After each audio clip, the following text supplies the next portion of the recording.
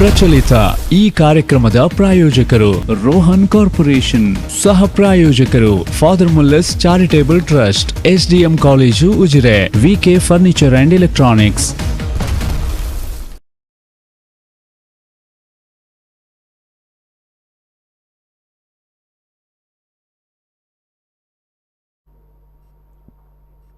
ನಮಸ್ಕಾರ. ವಿ4 ವಿಶೇಷ ಕಾರ್ಯಕ್ರಮಕ್ಕೆ ಸ್ವಾಗತ. ನಾನು ತಾರನಾಥ್ ಗಟ್ಟಿ ಕಾಪಿಕಾಡ್. ಈ ದಿವಸ ನೀಟ್ ಕೊನೆ ಕ್ಷಣದ ಸಿದ್ಧತೆ ಅನ್ನೋ ವಿಚಾರವಾಗಿ ನಾವು ಸಂವಾದ ನಡೆಸಲಿಕ್ಕಿದ್ದೇವೆ. ಈಗಾಗಲೇ ನೀಟ್ ಪರೀಕ್ಷೆಗೆ ಇನ್ನೇನು ಕೆಲವು ದಿನಗಳಷ್ಟೇ ಉಳಿದಿರುವುದು, 8 ದಿವಸಗಳಷ್ಟೇ. ಈ ಒಂದು ನೀಟ್ ವಿಚಾರವಾಗಿ ನಾವು ಇವತ್ತು ಒಟ್ಟು ಯಾವ ರೀತಿ ವಿದ್ಯಾರ್ಥಿಗಳು ಸಿದ್ಧತೆ ಮಾಡಬೇಕು, ಪೋಷಕರು ಯಾವ ರೀತಿ ಸಿದ್ಧತೆಗಳನ್ನು ಮಾಡಬೇಕು, ಮತ್ತು ಯಾವ್ಯಾವ ವಿಚಾರಗಳ ಬಗ್ಗೆ ವಿದ್ಯಾರ್ಥಿಗಳಿಗೆ ಗೊಂದಲ ಇರ್ಬೋದು, ಅಥವಾ ಯಾವೆಲ್ಲ ಮಾಹಿತಿಗಳನ್ನು ವಿದ್ಯಾರ್ಥಿಗಳು ಈ ಒಂದು ಕೊನೆ ಕ್ಷಣದಲ್ಲಿ ಬಯಸ್ತಾರೆ ಅನ್ನೋ ವಿಚಾರವಾಗಿ ನಾವು ಇವತ್ತು ಸಂವಾದ ಮಾಡಲಿಕ್ಕಿದ್ದೇವೆ. ಈ ದಿವಸ ನಮ್ಮ ಸ್ಟುಡಿಯೋದಲ್ಲಿ ವಿಶೇಷ ಅತಿಥಿಯಾಗಿ ಭಾಗವಹಿಸ್ತಾ ಇದ್ದಾರೆ ಶ್ರೀಯುತ ಆಂಡೋ ಪೌಲ್ ಅವರು. ಆಂಡೋ ಪೌಲ್ ಅವರೇ, ನಿಮಗೆ ಪ್ರೀತಿಯ ಸ್ವಾಗತವನ್ನು ಬಯಸ್ತೇನೆ. ನಮಸ್ಕಾರ. ಶ್ರೀಯುತ ಆಂಡೋ ಪೌಲ್ ಅವರು ಮಂಗಳೂರಿನ ಎಕ್ಸಾಮ್ಸ್ 24x7 ಸಂಸ್ಥೆಯ ಆಡಳಿತ ನಿರ್ದೇಶಕರಾಗಿದ್ದಾರೆ. ಈಗ ಇತ್ತೀಚಿನ ಈ ಲಾಕ್ಡೌನ್ ಟೈಮಲ್ಲಿ ಮಕ್ಕಳಿಗೆ ನೇರವಾಗಿ ಕ್ಲಾಸ್ಗಳನ್ನು ಮಾಡಲಿಕ್ಕೆ ಆಗುವುದಿಲ್ಲ ಅನ್ನುವಂಥ ಸಂದರ್ಭ ಬಂದಾಗ ಅವರೊಂದು ಇನ್ನೋವೇಷನ್ ಆಗಿ ಆಂಡೋಸ್ ಆ್ಯಪ್ ಅನ್ನೋ ಇದು ಬಿಡುಗಡೆ ಮಾಡಿದ್ದಾರೆ. ಅದು ಕೂಡ ಮುಖ್ಯವಾಗಿ ನೀಟ್ ವಿದ್ಯಾರ್ಥಿಗಳನ್ನೇ ಟಾರ್ಗೆಟ್ ಮಾಡಿಕೊಂಡು, ನೀಟ್ ವಿದ್ಯಾರ್ಥಿಗಳು ಮನೆಯಲ್ಲೇ ಕುಳಿತುಕೊಂಡು ಯಾವ ರೀತಿ ಈ ಒಂದು ಪರೀಕ್ಷೆಗೆ ಸಿದ್ಧತೆ ಮಾಡಬಹುದು ಅನ್ನೋ ವಿಚಾರವಾಗಿ ಆಂಡೋಸ್ ಆ್ಯಪ್ನಲ್ಲಿ ಅವರು ಮಾಹಿತಿಯನ್ನು ಬಿಡುಗಡೆ ಮಾಡಿದ್ದಾರೆ. ಬಹುಶಃ ಕರ್ನಾಟಕದಲ್ಲಿ ಒಂದು ವಿಶಿಷ್ಟವಾದ ಪ್ರಯತ್ನ. ಇಂಥ ಒಂದು ಪ್ರಯತ್ನವನ್ನು ಮಾಡಿದ್ದಕ್ಕಾಗಿ ನಾನು ಆಂಡೋ ಪೌಲ್ ಅವರಿಗೆ ಸಮಸ್ತ ಒಂದು ಮಂಗಳೂರಿನ ಜನತೆ ಪರವಾಗಿ ನಾನು ಅಭಿನಂದನೆ ಸಲ್ಲಿಸ್ತಾ ಇದ್ದೇನೆ. ಇದು ವಿದ್ಯಾರ್ಥಿಗಳೇ ಮತ್ತು ಪೋಷಕರೇ, ಒಂದು ವೇಳೆ ನಿಮಗೆ ನೀಟ್ ಬಗ್ಗೆ ಏನಾದರೂ ಕೇಳಬೇಕಂತ ಇದ್ದರೆ ನೀವು ನೇರವಾಗಿ ಪ್ರಶ್ನೆ ಮಾಡಿ ಈ ಒಂದು ಸ್ಟುಡಿಯೋಕ್ಕೆ ಫೋನ್ ಮಾಡಿ ಕೇಳ್ಬೋದು. ಇಲ್ಲ ಅಂತ ಹೇಳಿದ್ರೆ ಈ ಒಂದು ಸಂವಾದವನ್ನು, 1 ತಾಸುಗಳ ಈ ಒಂದು ಸಂವಾದವನ್ನು ನಿರಂತರವಾಗಿ ನೋಡ್ತಾ ಹೋಗಿ ಒಟ್ಟು ಎಲ್ಲ ಈ ಒಂದು ಮೆಡಿಕಲ್ ಸೀಟ್ ಯಾವ ರೀತಿ ಲಭಿಸ್ತದೆ, ಸರ್ಕಾರಿ ಕೋಟಾದ ಸೀಟ್ಗಳು ಯಾವ ರೀತಿ ಇರ್ತದೆ, ಕಟ್ ಆಫ್ ರ್ಯಾಂಕ್ಗಳ ವಿಚಾರ ಏನು, ಮತ್ತು ಕೊನೆ ಕ್ಷಣದ, ಯಾಕಂದರೆ ಇನ್ನು ಉಳಿದಿರುವಂಥದ್ದು 8 ದಿನಗಳು ಮಾತ್ರ ಈ ಸಂದರ್ಭದಲ್ಲಿ ಯಾವ ರೀತಿಯ ಸಿದ್ಧತೆಗಳು ಬೇಕು, ನಿಮ್ಮ ಮೈಂಡ್ ಸೆಟ್ ಯಾವ ರೀತಿ ಇರಬೇಕು, ಪೋಷಕರ ಮೈಂಡ್ ಸೆಟ್ ಯಾವ ರೀತಿ ಇರಬೇಕು ಅನ್ನುವ ವಿಚಾರವೆಲ್ಲ ನಾವು ಮಾತಾಡಲಿಕ್ಕೆ ಇದ್ದೇವೆ. ಇದು ಈಗ ಈ ಒಂದು ಚರ್ಚೆಯನ್ನು ಆರಂಭಿಸುವ ಹೊತ್ತಲ್ಲಿ ಇದು ಆಂಡೋ ಪೌಲ್ ಅವರೇ, ಇದು ಭಾರಿ ಒಂದು ಗೊಂದಲ ಸೃಷ್ಟಿಯಾಗಿತ್ತು. ಈ ನೀಟ್ ಪರೀಕ್ಷೆ ಮುಂದುವರಿತಾ ಇನ್ನೂ ಕೂಡ ಮುಂದಕ್ಕೆ ಹೋಗ್ತದಾ ಅಥವಾ ಒಂದು ಕಡೆ ಅನಿಶ್ಚಿತತೆ, ಇದು ಈ ಬಾರಿ ಆಗ್ತದಾ ಇಲ್ವಾ, ಇಂಥದೆಲ್ಲ ಒಂದು ಗೊಂದಲಗಳಿತ್ತು. ಈಗ ನಿನ್ನೆಯ ಸುಪ್ರೀಂ ಕೋರ್ಟ್ ತೀರ್ಪು ಎಲ್ಲ ಇದಕ್ಕೆ ಒಂದು ಗೊಂದಲಕ್ಕೆ ಒಂದು ತೆರೆ ಎಳೆದಿದೆ. ಯಾವ ನೀವು ಆತಂಕ ಪಡಬೇಡಿ, ನಿಗದಿತ ಘೋಷಣೆ ಮಾಡಿದ ದಿನವೇ, ಅಂದರೆ ಸೆಪ್ಟೆಂಬರ್ 13ರಂದೇ ಈ ಒಂದು ನೀಟ್ ಪರೀಕ್ಷೆ ನಡೀಲಿಕ್ಕೆ ಉಂಟು ಅಂತ ಈ ಒಂದು ತೀರ್ಪು ಬಂದ ನಿನ್ನೆ ನಂತರದ ಬೆಳವಣಿಗೆಯಲ್ಲಿ ಮಕ್ಕಳು ಮತ್ತು ಪೋಷಕರ ಒಂದು ರಿಯಾಕ್ಷನ್ ಹೇಗೆ ಅಂತ. ಯಾಕಂತ ಹೇಳಿದ್ರೆ ನೀವು ಈಗ ಲಾಕ್ಡೌನ್ ಆಗಿ ನೇರ ಕ್ಲಾಸ್ಗಳು ಇಲ್ಲದೆ ಇದ್ರೂ ಕೂಡ ನಿಮ್ಮ ವಿದ್ಯಾರ್ಥಿಗಳ ಜೊತೆಗೆ ನೀವು ಒಂದು ಇಂಡೈರೆಕ್ಟ್ ಆಗಿ ಇವತ್ತಿನ ಹೊಸ ಮಾಧ್ಯಮದ ಮೂಲಕ ನೀವು ಮಾಡಿರುವಂಥ ಆ್ಯಪ್ ಇರ್ಬೋದು, ಅಥವಾ ಬೇರೆ ನಿಮ್ಮ ಕ್ಲಾಸ್ಗಳ ಇದಿರ್ಬೋದು, ಆ ಎಲ್ಲ ಸ್ವರೂಪದಲ್ಲಿ ನೀವು ಒಂದು ಅವರ ಜೊತೆಗೆ ಸಂಪರ್ಕದಲ್ಲಿರುವವರು. ನಿನ್ನೆಯ ಬೆಳವಣಿಗೆಗೆ ಮಕ್ಕಳದು ಮತ್ತು ಅವರ ಪೋಷಕರ ಆ ಒಂದು ರಿಯಾಕ್ಷನ್ ಹೇಗೆ ಇತ್ತು ಅಂತ? ಅದು ಒಂಥರ ಅವರು ರಿಲೀವ್ ಆದಾಗೆ ಆಗಿದೆ. ನನಗೆ ಆ್ಯಕ್ಚುಲಿ 3,500 ಮಕ್ಕಳಿದ್ದಾರೆ ನಮ್ಮ ಆ್ಯಪ್ ಮತ್ತು ಆನ್ಲೈನ್ ಮತ್ತು ಎಲ್ಲ ಕ್ಲಾಸ್ ರೂಮ್ಸ್ ಇರುವಾಗ. ಎಷ್ಟೋ ಪ್ಯಾರೆಂಟ್ಸ್ ನಿನ್ನೆ 3 ಗಂಟೆವರೆಗೂ ನನಗೆ ಮೆಸೇಜ್ ಮಾಡ್ತಾರೆ, ಸರ್ ಪೋಸ್ಟ್ಪೋನ್ ಆಗುತ್ತಾ ಅಂತ. ಒಮ್ಮೆ ಪೋಸ್ಟ್ಪೋನ್ ಆಗೋದಿಲ್ಲ ಅಂತೇಳಿ ಸುಪ್ರೀಂ ಕೋರ್ಟ್ ಡಿಸಿಷನ್ ಬಂದಾಗ ಮಕ್ಕಳೊಂದು ರಿಲೀವ್ ಆಗಿದ್ದಾರೆ. ಯಾಕೆಂದ್ರೆ ಕೆಲವು ಮಕ್ಕಳು 5 ವರ್ಷಗಳಿಂದಲೂ ಕಲಿತಾ ಇದ್ದಾರೆ. 2 ವರ್ಷ ಅಲ್ಲ, 5 ವರ್ಷ, 3ನೇ ಸಲ 3rd ಟೈಮ್ ಅಟೆಂಪ್ಟ್ ಮಾಡುವವರು ಇದ್ದಾರೆ. ಅವರು 5 ವರ್ಷಗಳ ಕಾಲ ಕಾಯ್ತಾ ಇದ್ದಾರೆ. ಯಾವುದು ನೀವು ಹೆಚ್ಚು ಕಾಯ್ತಾ ಹೋದ ಕೂಡಲೇ ಅವರಿಗೆ ಇದೊಂದು ಮುಗ್ದರೆ ಸಾಕು ಅಂತ ಆಗ್ತದೆ. ಇದೊಂದು ಮುಗ್ದರೆ ಸಾಕು ಅಂತ ಹೇಳಿ ಎಷ್ಟೋ ಜನ ಡೆಸ್ಪರೇಟ್ ಆಗಿದ್ರು. ಇದು ನಾವು ಹೇಳೋದಲ್ಲ, ಏನು ಸುಪ್ರೀಂ ಕೋರ್ಟಲ್ಲಿ ವಾದ ಪ್ರತಿವಾದ ಆಗಿದೆ ಎಂಬುದರ ವಿಚಾರ ಬೇರೆ. ಬಟ್ ರಿಯಲಿ ಮಕ್ಕಳೊಟ್ಟಿಗೆ ಡೈರೆಕ್ಟ್ ಕಾಂಟ್ಯಾಕ್ಟ್ ಇರೋ ಕಾರಣ ನಾನು ಹೇಳ್ತೇನೆ, ಇದು ಈಗ ನಡೆಯದಿದ್ದರೆ ಎಷ್ಟೋ ಜನ ಮಕ್ಕಳು ಡಿಪ್ರೆಷನ್ಗೆ ಹೋಗ್ತಾ ಇದ್ರು. ಯಾಕಂತ ಹೇಳಿದ್ರೆ ನೀವು ಹೇಳಿದಾಗೆ ಕೆಲವರು 2 ವರ್ಷ, ಕೆಲವರು 4 ವರ್ಷ ಎಲ್ಲ ಪ್ರಿಪರೇಷನ್ ಮಾಡಿ ಒಂದು ಸರ್ತಿ ಪೋಸ್ಟ್ಪೋನ್ ಆದ್ರೆ ಓಕೆ, ಇದು ಡೇಟ್ ಒಂದು ಅನಿಶ್ಚಿತತೆಯಲ್ಲಿ ಇರ್ತದೆ ಅಂತ ಆಗುವಾಗ ಮತ್ತೆ ಬಹುಶಃ ಆ ರೀತಿ ಡಿಪ್ರೆಷನ್ ಒಳಗಾದ್ರೆ ಮತ್ತೆ ಅವರನ್ನು ಮೇಲಕ್ಕೆ ತರಲಿಕ್ಕೆ ಕೂಡ ಆಗುವುದೇ ಇಲ್ಲ. ನನಗೆ ಇವತ್ತು ಕೂಡ ರಾತ್ರಿ ಎಲ್ಲ ನಾವು ಫೋನನ್ನು ಯಾವಾಗಲೂ ನನ್ನ ಮಲಗುವಾಗಲೂ ನಾನು ಹತ್ತಿರ ಇರ್ತೇನೆ. ರಾತ್ರಿ 12 ಗಂಟೆಗೆ 1 ಗಂಟೆಗೆ ಕಾಲ್ ಬರ್ತದೆ, sir I can't do sir, ನನಗೆ ಮಾಡಲಿಕ್ಕೆ ಆಗೋದಿಲ್ಲ, ನನಗೆ ಎಕ್ಸಾಮ್ ಬರೀಲಿಕ್ಕೆ ಆಗೋದಿಲ್ಲ ಅಂತ ಎಂಬ ಅಂಥ ಒಂದು ಮನಸ್ಥಿತಿ ಸಾಮಾನ್ಯವಾಗಿ ಬರುವಂಥದ್ದು. ಬಟ್ ಎಕ್ಸಾಮ್ 13ನೇ ತಾರೀಕು ಸಂಜೆ ಎಲ್ಲ ರಿಲೀವ್ ಆಗ್ತಾರೆ, ಅಯ್ಯೋ ಇಷ್ಟೇನೇ ಇದು ಅಂತೇಳಿ ಎಂಬ ಭಾವನೆ ಬರ್ತಾರೆ. ಬಟ್ ಆ ಟೆನ್ಷನ್ ಎಂಬುದು ಸಾವಿರಾರು ಅಲ್ಲ, ಲಕ್ಷಾಂತರ ಮಕ್ಕಳ ಮನಸ್ಸಲ್ಲಿ ಆ ಟೆನ್ಷನ್ ಎಂಬುದು ಇದ್ದೇ ಇರ್ತದೆ. ವೀಕ್ಷಕರೇ, ನೀವು ಈಗ ಸ್ಕ್ರೀನಲ್ಲಿ ನೋಡ್ತಾ ಇರ್ಬೋದು, ಇದು ಆಂಡೋಸ್ ಆ್ಯಪ್. ಈ ಒಂದು ಆ್ಯಪನ್ನು ನೀಟ್ ಬರೆಯುವಂಥ ವಿದ್ಯಾರ್ಥಿಗಳು ಒಂದು ವೇಳೆ ಡೌನ್ಲೋಡ್ ಮಾಡಿಕೊಳ್ಳದೇ ಇದ್ದರೆ ಈಗಲಾದರೂ ಡೌನ್ಲೋಡ್ ಮಾಡಿಕೊಳ್ಬೋದು. ಎಲ್ಲ ಏನು ಸಂಪೂರ್ಣವಾದಲ್ಲಿ ನೀವು ನೀಟ್ ಪರೀಕ್ಷೆಗೆ ಯಾವ ರೀತಿ ಸಿದ್ಧತೆ ಮಾಡಬೇಕು ಅನ್ನೋ ವಿಚಾರಗಳು ಈ ಆ್ಯಪ್ನಲ್ಲಿ ಇದೆ. ಓಕೆ, ನಮ್ಮ ಚರ್ಚೆ ಮತ್ತೆ ಮುಂದುವರಿಸ್ತಾ ಇದ್ದೇನೆ. ಇದು ಓಕೆ, ಈಗ ಮಕ್ಕಳೊಂದು ಟೋಟಲ್ ರಿಲೀಫ್ ಆಗಿದ್ದಾರೆ. ಇದು ಒಟ್ಟು ಈಗ ನಿಮಗೆ 3,500 ವಿದ್ಯಾರ್ಥಿಗಳಿದ್ದಾರೆ ಅಂತ ನಿಮ್ಮ ಸಂಸ್ಥೆಯಲ್ಲಿ. ನಮ್ಮ ಕರ್ನಾಟಕ ರಾಜ್ಯದಿಂದ ಅಥವಾ ಇಡೀ ದೇಶವ್ಯಾಪಿಯಾಗಿ ಈ ನೀಟ್ ಪರೀಕ್ಷೆಗೆ ಎಷ್ಟು ವಿದ್ಯಾರ್ಥಿಗಳು ಅಪಿಯರ್ ಆಗ್ತಾರೆ? 15,90,000 ವಿದ್ಯಾರ್ಥಿಗಳು ಈ ವರ್ಷ ಅಪಿಯರ್ ಆಗ್ತಾರೆ. 15,90,000 92,000 ಆಗುತ್ತೆ ಒಟ್ಟು ಅಪಿಯರ್ ಆಗ್ತಾ ಇದ್ದಾರೆ. ಇದು ಪ್ರತಿ ವರ್ಷ ಜಾಸ್ತಿ, ಕಳೆದ ವರ್ಷಕ್ಕಿಂತ ಇದು ಈ ವರ್ಷ 2 ಲಕ್ಷ ಜಾಸ್ತಿ ವಿದ್ಯಾರ್ಥಿಗಳು. ಮುಂದಿನ ವರ್ಷ ಅದಕ್ಕಿಂತಲೂ ಜಾಸ್ತಿ ಆಗ್ತದೆ. ಯಾಕಂದ್ರೆ ಕಾರಣ ಏನು, ಈ ಮೆಡಿಕಲ್ ಸೀಟು ಇಂಡಿಯಾದಲ್ಲಿ ಮಾತ್ರ ಅಲ್ಲ, ನಮ್ಮ ಭಾರತದ ವಿದ್ಯಾರ್ಥಿಗಳು ವಿದೇಶದಲ್ಲಿ ಹೋಗಿ ಕಲೀಲಿಕ್ಕೂ ನೀಟಲ್ಲಿ ಕ್ವಾಲಿಫೈ ಆಗಬೇಕು. ವಿದೇಶ ಯಾವ ಕಂಟ್ರಿ, ಈಗ ತುಂಬ ಕಂಟ್ರಿಗಳಲ್ಲಿ ಮೆಡಿಕಲ್ ಎಜುಕೇಶನ್ ಸ್ವಲ್ಪ ಚೀಪ್, ಎಷ್ಟೋ ಜನ ಹೋಗ್ತಾರೆ ರಷ್ಯಾ, ಚೈನಾ ಅಂತ ಕಂಟ್ರಿಗಳಿಗೆ. ಹಿಂದಿನವರೆಗೆ ಅದು ಇರಲಿಲ್ಲ. ಈಗ ಇಲ್ಲಿ ಇದು ಕ್ವಾಲಿಫೈ ಆಗಿದ್ರೆ ಅಲ್ಲಿ ಕೂಡ ಹೋಗಿ ಕಲೀಲಿಕ್ಕೆ ಆಗುದಿಲ್ಲ. ಮತ್ತು ವಿದೇಶದಲ್ಲಿರುವ NRI ವಿದ್ಯಾರ್ಥಿಗಳು ಅವರಿಗೆ ಕೂಡ ಇದು ಅಪ್ಲಿಕೇಬಲ್ ಆಗಿರಲಿಲ್ಲ. ಬಟ್ ಈಗ ಅವರು ಅಲ್ಲಿಂದ ಬಂದು NRI ಸೀಟ್ ಕ್ಲೈಮ್ ಮಾಡಬೇಕು ಕೂಡ ಇವರು ನೀಟ್ ಕ್ವಾಲಿಫೈ ಆಗಬೇಕು. ಆಗ ಥ್ರೂಔಟ್ ವರ್ಲ್ಡ್ ಅಲ್ಲಿ ಅಷ್ಟು ಪವರ್ಫುಲ್ ಎಕ್ಸಾಮ್ ಆಗಿದೆ. ಇದನ್ನು ವೀಕ್ಷಕರು ಮತ್ತು ವಿದ್ಯಾರ್ಥಿಗಳು ಗಮನಿಸಬೇಕು. ಯಾಕಂತ ಹೇಳಿದ್ರೆ ಒಂದು ವೇಳೆ ನಾವು ನಮ್ಮ ಮಕ್ಕಳನ್ನು ವಿದೇಶದಲ್ಲಿ ಓದಿಸ್ತೇವೆ ಅಂತ ತೀರ್ಮಾನಕ್ಕೆ ಬಂದಿದ್ರು ಕೂಡ ಅದು ಮುಂದಿನ ವರ್ಷವೋ ಆ ನಂತರದ ವರ್ಷವೋ, ಸಪೋಸ್ ಈಗ ನಿಮ್ಮ ಮಕ್ಕಳು 10th ಸ್ಟ್ಯಾಂಡರ್ಡ್ ಅಲ್ಲೋ ಅಥವಾ 8th 9th ಅಲ್ಲಿ ಇದ್ರು ಅಂತ ನಿಮ್ಮ ಏನು ವಿದ್ಯಾರ್ಥಿಗಳು ಈ ವಿಷಯ ಗಮನಿಸಿ. ಆಂಡೋಪೋಲ್ ಅವರು ಹೇಳ್ತಾ ಇದ್ದಾರೆ, ಇದು ಕೇವಲ ಭಾರತ ಮಾತ್ರ ಅಲ್ಲ, ವಿದೇಶಗಳಲ್ಲಿ ನೀವು ವೈದ್ಯಕೀಯ ಶಿಕ್ಷಣ ಮಾಡಲಿಕ್ಕೆ ಹೋಗುವ ಸಂದರ್ಭದಲ್ಲೂ ಕೂಡ ಈ ಒಂದು ಪರೀಕ್ಷೆಯ ಇದರಲ್ಲಿ ಪಡೆದಂತ ಅಂಕಗಳನ್ನು ಕ್ವಾಲಿಫೈ ಆಗಿರಬೇಕು. ನೀಟ್ ಕ್ವಾಲಿಫೈ ಆದ್ರೆ ನಿಮ್ಗೆ ಸೀಟ್ ಸಿಗುತ್ತೆ. ಓಕೆ, ಈಗ ಎಷ್ಟು ಸೀಟ್ ಅವೈಲಬಿಲಿಟಿ ಈಗ ಪ್ರೈವೇಟ್ ಏನು ಕಾಲೇಜ್ ಇರಬಹುದು ಅಥವಾ ಸರ್ಕಾರಿ ಕಾಲೇಜುಗಳಿರ್ಬಹುದು ಅಥವಾ ಮ್ಯಾನೇಜ್ಮೆಂಟ್ ಕೋಟವಾ, ಈ ಒಂದು ಏನು ಸೀಟ್ ಮ್ಯಾಟ್ರಿಕ್ಸ್ ಬಗ್ಗೆ ಭಾರತದಲ್ಲಿ ಒಟ್ಟು 79,000 ಸೀಟುಗಳಿದೆ. 79,000 ಸೀಟುಗಳಿದೆ ಅಪ್ರಾಕ್ಸಿಮೇಟ್ಲಿ. ಮತ್ತೆ ಹೌದು, ಅಪ್ರಾಕ್ಸಿಮೇಟ್ಲಿ ಹೌದು 80,000 ಅಂತ ಇಟ್ಬೋದು. ಅದರಲ್ಲಿ ಸಾಮಾನ್ಯ 50,000 ಸೀಟುಗಳು ಕೂಡ ಸರ್ಕಾರಿ ಕೋಟಾ, ಸರ್ಕಾರಿ ಮೆಡಿಕಲ್ ಕಾಲೇಜುಗಳಲ್ಲಿ ಇರುವಂಥದ್ದು. ಇದು ಇನ್ಕ್ಲೂಡಿಂಗ್ AIIMS, ಜಿಪ್ಮಾರ್ ಎಲ್ಲ ಸೇರಿ. AIIMS ಅಲ್ಲಿ ಸಾಮಾನ್ಯ 1,500 ಸೀಟುಗಳಿದೆ, 1,300 ಸೀಟುಗಳಿದೆ. ಜಿಪ್ಮಾರ್ಲಿ 180 ಸೀಟುಗಳಿದೆ. ಇದು ಎಲ್ಲವೂ ಈಗ ಹಿಂದೆ ಕಳೆದ ವರ್ಷದವರೆಗೆ AIIMSಗೆ, all India institute of medical ಸೈನ್ಸ್ಗೆ ಬೇರೆ ಎಕ್ಸಾಮ್ ಇತ್ತು. ಜಿಪ್ಮಾರ್ ಅಂತ ಹೇಳಿದ್ರೆ ಟಾಪ್ ಮೋಸ್ಟ್ ಮೆಡಿಕಲ್ ಕಾಲೇಜಸ್, ಅವರಿಗೆ ಬೇರೆನೇ ಎಕ್ಸಾಮ್ ಕಂಡಕ್ಟ್ ಮಾಡ್ತಾ ಇದ್ರು. ಈಗ ಎಲ್ಲವೂ ನೀಟಿನ ಅಂಡರ್ಲಿ ಬಂದು ಒಂದೇ ಪರೀಕ್ಷೆಯಲ್ಲಿ. ಅದೇ ರೀತಿಯಲ್ಲಿ ಡೆಂಟಲ್ ಸೀಟು ಬರ್ತದೆ. ಡೆಂಟಲ್ 27,000 ಸೀಟುಗಳು ಅದಿದೆ. ಇದಕ್ಕೆ ಎಲ್ಲವೂ ಕೂಡ ಇವನ್ ಇನ್ಕ್ಲೂಡಿಂಗ್ ಆಯುಷ್ ಸೀಟುಗಳು ಕೂಡ ಈ ನೀಟಿನ ಅಂಡರಲ್ಲಿ ಬರುವಂಥದ್ದು. ಅದ್ರ ಸೀಟುಗಳು ಅದು ಕೂಡ ಕಮ್ಮಿ, ಹೆಚ್ಚೇನೂ ಇಲ್ಲ. ಅದು ಒಂದು 13,000 ಇರ್ಬೋದು ಎಕ್ಸಾಕ್ಟ್ಲಿ.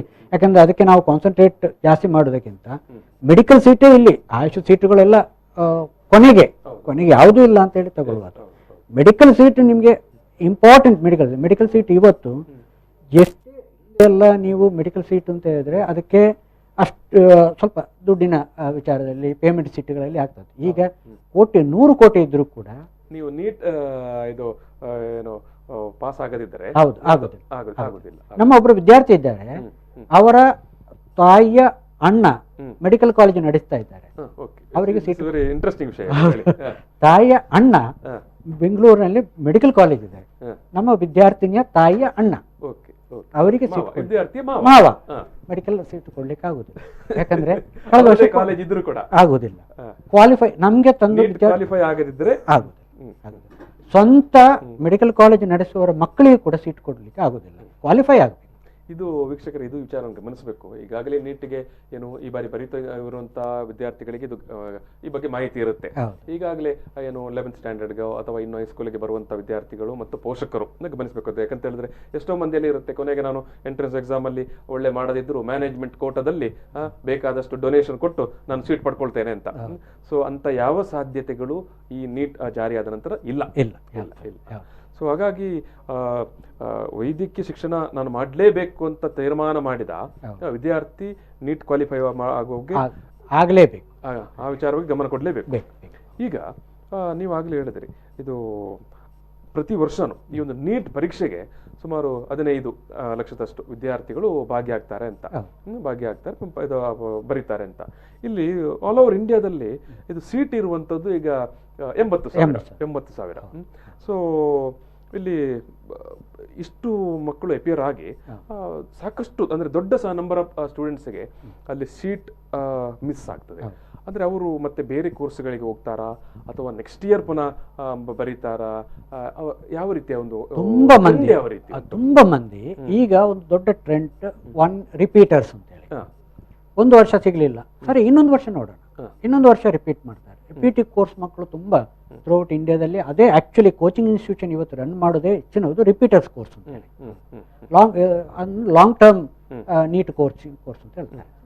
ಈಗ ಇಡೀ ಇಂಡಿಯಾದಲ್ಲಿ ಯಾರೋ ಹೆಚ್ಚು ಕಾಲೇಜುಗಳಲ್ಲಿ ಈಗ ಕಲಿಯುವಂಥ ವಿದ್ಯಾರ್ಥಿಗಳಿಂದ ಜಾಸ್ತಿ ರಿಪೀಟರ್ಸೇ ಹೆಚ್ಚು ಪ್ರಿಪೇರ್ ಮಾಡ್ತಾ ಇದ್ದಾರೆ. ಪ್ರಿಪೇರ್ ಮಾಡಿ ಅವ್ರು 1 ವರ್ಷ ಅಲ್ಲ 5 ವರ್ಷಗಳ ಕಾಲ ಲಾಂಗ್ ಟರ್ಮ್ ಕೋರ್ಸ್ ಅಂತ ಹೇಳಿದ್ರೆ 5 ವರ್ಷ ತನಕ ಅವರು ಕೋಚಿಂಗ್ ತಗೊಳ್ತಾರೆ. 1 ವರ್ಷ ಸಿಗ್ಲಿಲ್ಲ ಎಕ್ಸಾಮ್ ಬರೀತಾರೆ, ಮತ್ತೊಂದು ವರ್ಷ.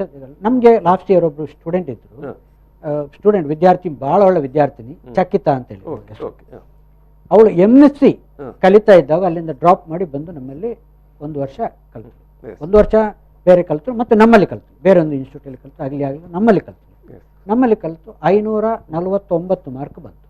KMC ಯಲ್ಲಿ ಮಂಗಳೂರಲ್ಲಿ ಅವಳಿಗೆ ಫ್ರೀ ಸೀಟ್ ಆಯ್ತು.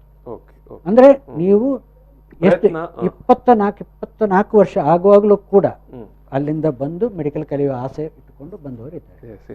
ಅಂದ್ರೆ ಇದು ಎಷ್ಟು ಅವರು ಅಂದ್ರೆ ರಿಪೀಟೆಡ್ ಆಗಿ ಈ ಒಂದು ಎಕ್ಸಾಮ್ ತಗೊಳ್ಬಹುದು, ಎಷ್ಟು ಏಜ್ ತನಕ ತಗೊಳ್ಬಹುದು? ಹಿಂದೆ ಎಲ್ಲ ಏಜ್ ಲಿಮಿಟ್ ಇತ್ತು, ಈಗ ಏಜ್ ಲಿಮಿಟ್ ಕಳೆದ ವರ್ಷದಿಂದ ತೆಗೆದಿದ್ದಾರೆ.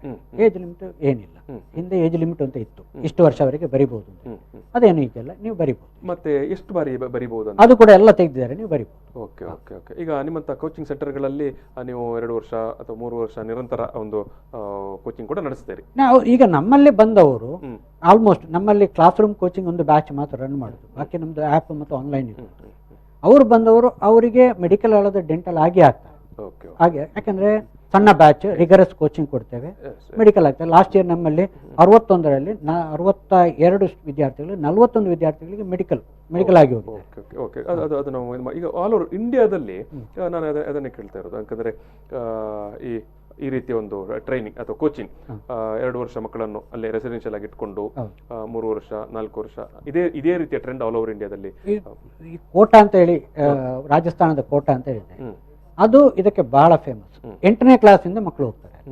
8ನೇ ಕ್ಲಾಸ್ ಹೋಗಿ ಮುಂದುವರಿಸಿ ಒಂದು ವಿಷಯ ವಿದ್ಯಾರ್ಥಿಗಳಿಗೆ ಮತ್ತೆ ನಾನು ಪೋಷಕರಲ್ಲಿ ಒಂದು ವಿಚಾರವನ್ನು ಗಮನಕ್ಕೆ ತರಲಿಕ್ಕೆ, ಮತ್ತೆ ಯಾಕಂದ್ರೆ ರ್ಯಾಂಡೋಪಾಲ್ ಅವರು ಅನುಭವದ ಹಿನ್ನೆಲೆಯಲ್ಲಿ ಹೇಳಿರುವಂಥ ವಿಚಾರ, ನೀವು ಅಥವಾ ನಿಮ್ಮ ವಿದ್ಯಾರ್ಥಿಗಳು ಒಂದು ವೇಳೆ ಈ ಬಾರಿ ಎಕ್ಸಾಮ್ ಅಲ್ಲಿ ಅವರಿಗೆ ಒಳ್ಳೆ ರ್ಯಾಂಕಿಂಗ್ ಬರದೇ ಹೋದರೆ ಮುಂದಿನ ವರ್ಷ ಟ್ರೈ ಮಾಡ್ಬೋದು ಅಥವಾ ಆನಂತರದ ವರ್ಷ ಟ್ರೈ ಮಾಡ್ಬೋದು.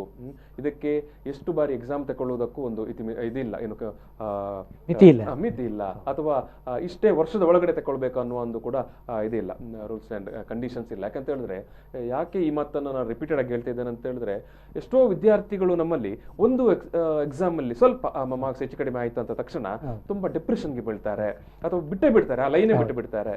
ಸೊ ಅಥವಾ ಏನಾದರೂ ತುಂಬಾ ದುಡುಕಿನ ನಿರ್ಧಾರಗಳನ್ನು ತಗೊಳ್ತಾರೆ. ಪೋಷಕರೇ, ನೀವು ಇದನ್ನು ನಿಮ್ಮ ಮಕ್ಕಳಿಗೆ ನೀವು ಇದನ್ನು ಗಮನಕ್ಕೆ ತರಬೇಕು. ಈಗಾಗಲೇ ಮಾತ್ರ ಮಾಹಿತಿ ಇದ್ದರೆ ಓಕೆ, ಇಲ್ಲ ಅಂತ ಹೇಳಿದ್ರೆ ಮುಂದಿನ ವರ್ಷಗಳಲ್ಲಿ ನಂತರದ ವರ್ಷಗಳಲ್ಲಾದರೂ ಕೂಡ ನೀಟ್ ಎಕ್ಸಾಮ್ ಬರೆಯುವಂಥ ವಿದ್ಯಾರ್ಥಿಗಳಿಗೆ ನೀವು ಈ ವಿಚಾರವನ್ನು ಸ್ಪಷ್ಟಪಡಿಸಿ. ಎಷ್ಟು ಬಾರಿ ಕೂಡ ಎಕ್ಸಾಮ್ ಬರೀಬಹುದು ಮತ್ತು ಎಷ್ಟು ವರ್ಷ ತನಕ ಕೂಡ ಬರೀಬಹುದು ಅವರ ಆಸಕ್ತಿ ಮೇಲೆ. ಓಕೆ, ನೀವೀಗ ರಾಜಸ್ಥಾನದ ಒಂದು ಅಲ್ಲಿಯ ಒಂದು ಟ್ರೈನಿಂಗ್ ಕೋಚಿಂಗ್ ಒಂದು ಟ್ರೆಂಡ್ ಬಗ್ಗೆ ಹೇಳ್ತಾ ಇದ್ದೀರಿ. ನೋಡಿ, ಅಲ್ಲಿ 2.5 ಲಕ್ಷ ವಿದ್ಯಾರ್ಥಿಗಳು ಹೋಗ್ತಾರೆ. ಸಣ್ಣ ಒಂದು ಪ್ಲೇಸ್, ಬಹಳ ಸಣ್ಣದು, ಮಂಗಳೂರಿಗಿಂತಲೂ ಸಣ್ಣದು ಕೋಟಾ ಅಂತೇಳಿ. ಇಡೀ ನಾರ್ತ್ ಇಂಡಿಯಾದಿಂದ, ದಕ್ಷಿಣ ಕನ್ನಡದಿಂದಲೂ ಹೋಗುವವರಿದ್ದಾರೆ. ಇಡೀ ಇಂಡಿಯಾದಿಂದ ವಿದ್ಯಾರ್ಥಿಗಳನ್ನ 8ನೇ ಕ್ಲಾಸಿಂದ ಇಲ್ಲಿ ಬಿಡ್ತಾರೆ. 8ನೇ ಕ್ಲಾಸಿಂದ ಅವರು ಮೆಡಿಕಲ್ ಆಗುವವರೆಗೂ ಅಲ್ಲಿ 8ನೇ ಕ್ಲಾಸಿಂದ ಬರ್ತಾರೆ. ಪೋಷಕರಿಗೆ ಗಮನಿಸಿ, ಒಂದು ವೇಳೆ ನೀಟಲ್ಲಿ ಒಳ್ಳೆ ರ್ಯಾಂಕಲ್ಲಿ ಕ್ವಾಲಿಫೈ ಆಗಬೇಕಂತ ಇದ್ದರೆ ಹೈಸ್ಕೂಲ್ ಆರಂಭದ ದಿವಸಗಳಲ್ಲಿ ಕಲಿಯಬೇಕು ಅನ್ನುವಂಥ ವಿಚಾರವನ್ನು ಆ್ಯಂಡಪಾಲ್ ಅವರು ಹೇಳ್ತಾ ಇದ್ದಾರೆ. ಓಕೆ, ನಾವು ಕೋಟದ ವಿಷಯವನ್ನು ಮಾತಾಡಿದ್ರೆ, ನೀವು ನಿಮ್ಮ ಸಂಸ್ಥೆಯಲ್ಲಿ ಯಾವ ರೀತಿ ಒಂದು ನೀವು ಕಲಿಕೆಗೆ ಪೂರಕವಾದ ವ್ಯವಸ್ಥೆ ಮಾಡ್ತೀರಿ, ಯಾವ ರೀತಿ ತರಬೇತಿ ಮಾಡ್ತೀರಿ, ಮತ್ತು ಒಟ್ಟು ಕರ್ನಾಟಕದಲ್ಲೆಲ್ಲ ಯಾವ ರೀತಿ ಟ್ರೆಂಡ್ ಇದೆ ಅನ್ನೋದನ್ನು ನಾವು ಒಂದು ಸಣ್ಣ ಬ್ರೇಕ್ನ ನಂತರ ನಾವು ಚರ್ಚೆ ಮಾಡುವ. ವೀಕ್ಷಕರಿಗೆ ಈಗ ಒಂದು ಸಣ್ಣ ಬ್ರೇಕ್ನ ನಂತರ ನಾವು ಮಂಗಳೂರಲ್ಲಿ ಯಾವ ರೀತಿ ತರಬೇತಿಗಳು ವ್ಯವಸ್ಥೆಗಳಿದ್ದಾವೆ ಮತ್ತು ಎಕ್ಸಾಮ್ 24/7 ಆ್ಯಂಡೋಪೋಲ್ ಅವರು ಆ್ಯಂಡೋ ಆ್ಯಪ್ ಮೂಲಕ ಯಾವ ರೀತಿಯ ಒಂದು ಕೊನೆ ಕ್ಷಣದ ಸಿದ್ಧತೆಗಾಗಿ ಬೇಕಾದಂಥ ವ್ಯವಸ್ಥೆಗಳನ್ನು ಮಾಡಿದ್ದಾರೆ, ಎಲ್ಲ ವಿಚಾರವನ್ನು ನಾವು ಒಂದು ಸಣ್ಣ ಬ್ರೇಕ್ ನಂತರ ಮಾತಾಡ್ತೇವೆ. ಪ್ರಚಲಿತ ಈ ಕಾರ್ಯಕ್ರಮದ ಪ್ರಾಯೋಜಕರು ರೋಹನ್ ಕಾರ್ಪೊರೇಷನ್, ಸಹ ಪ್ರಾಯೋಜಕರು father Muller's charitable trust, SDM college Ujire, VK furniture and electronics.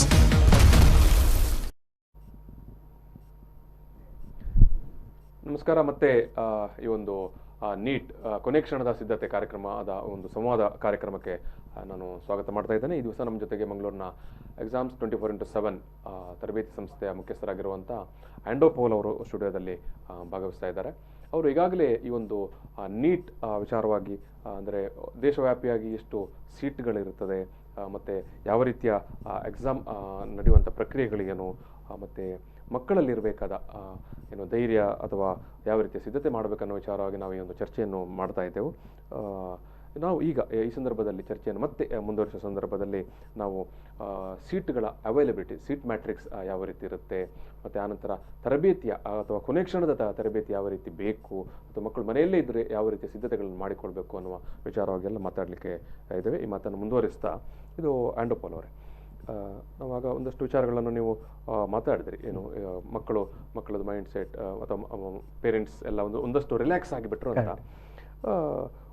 ಈಗ ಒಂದು ವೇಳೆ ನಾನು ಈ ಲಾಕ್ಡೌನ್ ಇಲ್ಲದೆ, ಅಂದರೆ ಸಾಮಾನ್ಯವಾಗಿ ನೀವು ಈ ನೀಟ್ ಪರೀಕ್ಷೆಗೆ ಮುಂಚಿತವಾಗಿ ಒಂದು ಸ್ಪೀಡ್ ಕೊನೆಯ ಕ್ಷಣದ ಸಿದ್ಧತೆಗಳನ್ನೆಲ್ಲ ಮಕ್ಕಳನ್ನು ಭಾರಿ ಸೀರಿಯಸ್ ಆಗಿ ಕೂರಿಸಿಕೊಂಡು ಮಾಡ್ತಾ ಇರ್ತೀರಿ.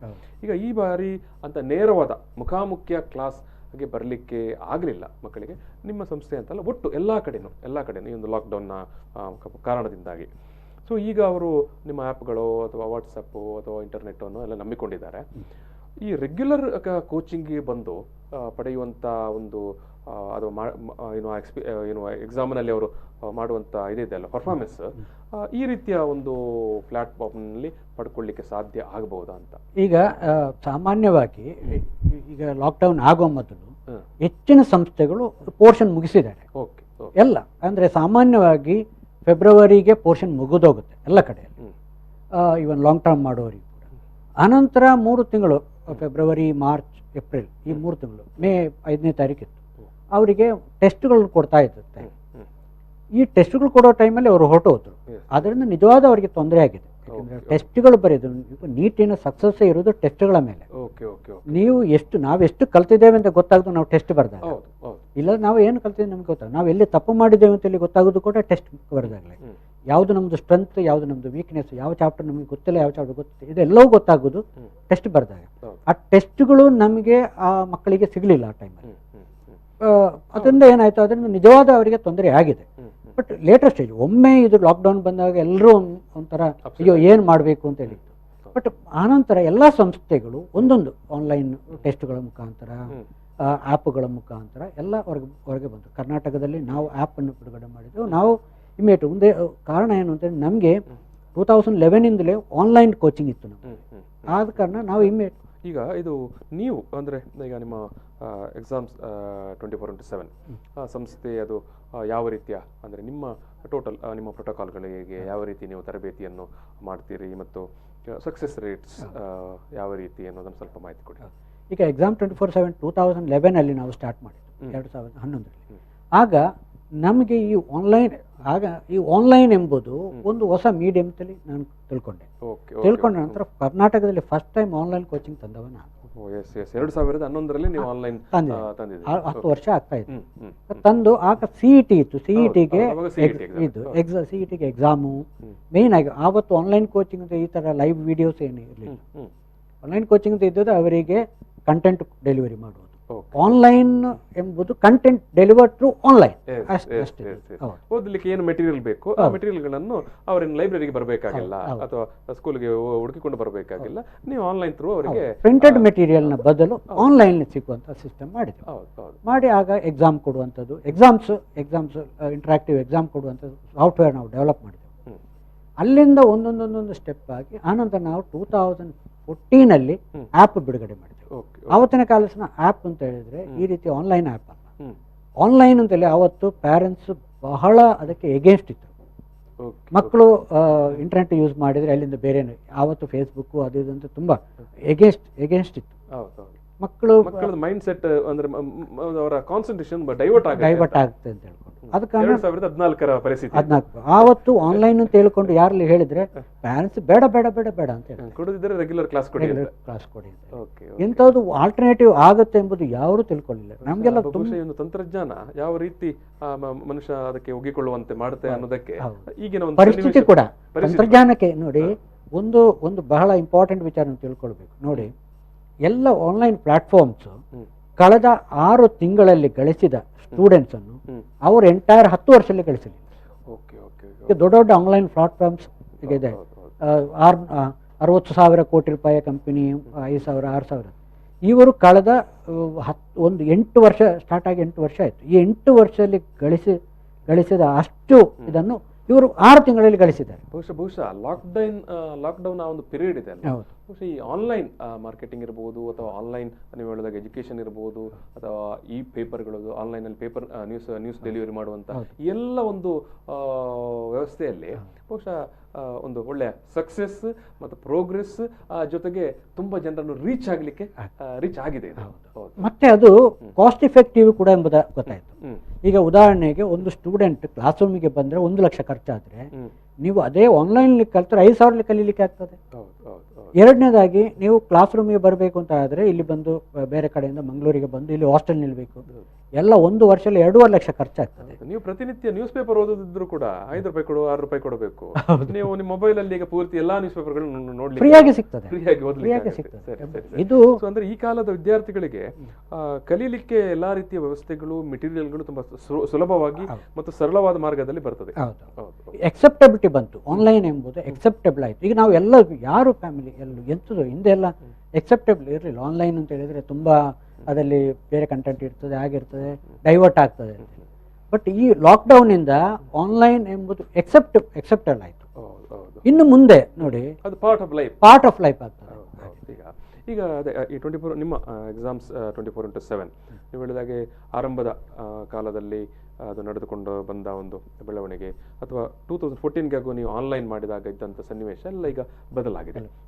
ಈಗ ಯಾವ ರೀತಿ ನೀವು ಇದು ಮಾಡ್ತಾ ಇದ್ದೀರಿ ಈ ಹೊಸ ಜಮಾನದಲ್ಲಿ, ಹೊಸ ಕಾಲಘಟ್ಟದಲ್ಲಿ ಕಳೆದ ವರ್ಷ ಮತ್ತು ಈ ವರ್ಷದ ಒಂದು ಸನ್ನಿವೇಶ ಹೇಳೋದಾದ್ರೆ ಈಗ ಈಗಿನ ಟ್ರೆಂಡ್ ಅಂತ ಹೇಳಿದ್ರೆ ಆ್ಯಪ್ ಮಕ್ಕಳಿಗೆ ಆ್ಯಪಿಗೂ ಆನ್ಲೈನಿಗೂ ತುಂಬ ವ್ಯತ್ಯಾಸ. ಆ್ಯಪ್ ಅಂತ ಹೇಳಿದ್ರೆ ನಿಮಗೆ ಲಿಮಿಟೆಡ್ ಇಂಟರ್ನೆಟ್ ಅಲ್ಲಿ ವರ್ಕ್ ಆಗ್ತದೆ. ಆನ್ಲೈನ್ ಈಗ ನೀವು ನಿಮ್ಮ ಸಂಸ್ಥೆಯಿಂದ ಒಂದು ಆ್ಯಪ್ ಲಾಂಚ್ ಮಾಡಿದ್ದೀರಿ, ಆಂಡೋಸ್ ಲರ್ನಿಂಗ್ ಆ್ಯಪ್. ಈ ಆ್ಯಪ್ಗಳು ಯಾಕೆ ನಾವು ಯಾವಾಗಲೂ ಈಗ ಆನ್ಲೈನ್ಗಿಂತ ಆ್ಯಪ್ ಯಾಕೆಂದ್ರೆ ಕೆಲವು ಆ್ಯಪ್ಗಳು ನಮಗೆ ಲಿಮಿಟೆಡ್ ಇಂಟರ್ನೆಟ್ ಅಲ್ಲಿ ವರ್ಕ್ ಆಗ್ತದೆ. ಬೇರೆ ಆನ್ಲೈನ್ ವೆಬ್ಸೈಟ್ಗಳು ಪರ್ಫೆಕ್ಟ್ ಆದ ಇಂಟರ್ನೆಟ್ ಕನೆಕ್ಷನ್ ಇಲ್ಲದ್ರೆ ಓಪನ್ ಆಗೋದಿಲ್ಲ, ಲೋಡ್ ಆಗೋದಿಲ್ಲ. ಇದಂತ ಅಡ್ವಾನ್ಸ್ಡ್ ಟೆಕ್ನಾಲಜಿ ಇದೆ, ಗೂಗಲ್ ಟೆಕ್ನಾಲಜಿಗಳು ಇದೆ. ಅದ ಕಾರಣ ಆ್ಯಪ್ ಎಂಬುದು ನಿಮಗೆ ನಿಮ್ಮೊಟ್ಟಿಗೆ you carry app with you, along with you. ನಿಮ್ಮ ಎಲ್ಲದಕ್ಕೆ ಲೈಫಿಗೆ ಆ್ಯಪ್ ಎಂಬುದು ಒಂದು ಅದು.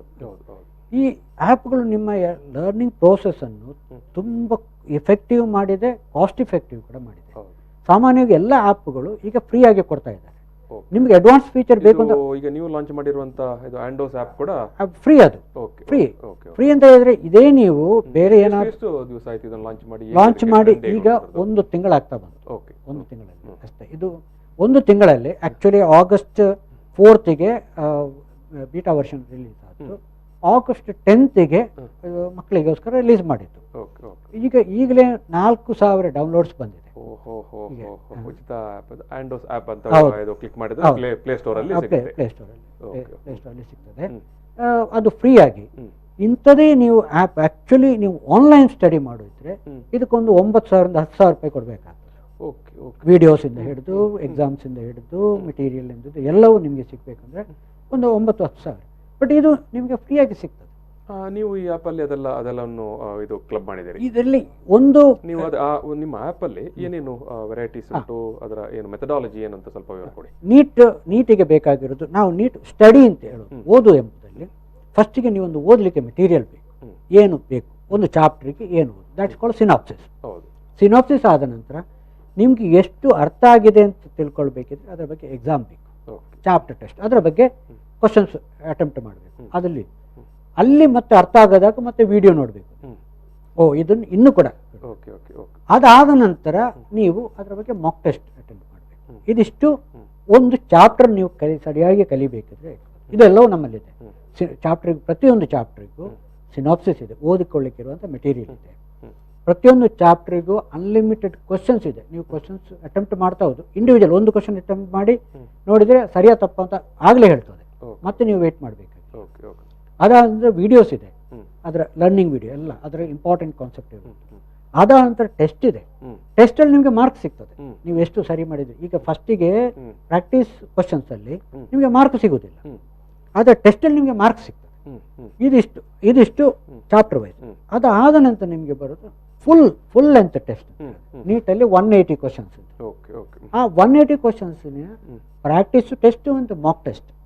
ಪ್ರಾಕ್ಟೀಸ್ ಟೆಸ್ಟ್ ಅಂತ ಹೇಳಿದ್ರೆ ನೀವು ಪ್ರಾಕ್ಟೀಸ್ ಮಾಡಲಿಕ್ಕೆ, ಮಾಕ್ ಟೆಸ್ಟ್ ಅಂತ ಹೇಳಿದ್ರೆ ನಿಮಗೆ ಮಾರ್ಕ್ ಪಡೀಲಿಕ್ಕೆ. ಇದು ಎಲ್ಲವೂ ಆ್ಯಪಲ್ಲಿ. ಅಂದ್ರೆ ಟೋಟಲ್ ಇಡೀ ಒಂದು ಸಮಗ್ರವಾದಂತ ಒಂದು ಕಲಿಕಾ ನೀಟ್ ಕಂಪ್ಲೀಟ್ ಆಪ್ ಅಂತ ಅದಕ್ಕೆ ಹೆಸರು ಕೊಟ್ಟಿರೋದು. ಅದಕ್ಕೆ ಇನ್ನು ಬೇರೆ ಏನು ಬೇಕಾಗಿಲ್ಲ. ನೀವೊಂದು ಆಪ್ ಸ್ಟಡಿ ಮಾಡಿದ್ರೆ 550 ಮಾರ್ಕಿಗೆ ಬೇರೆ ಏನು ಬೇಕಾಗಿಲ್ಲ, ಅಷ್ಟೇ ಸಾಕು.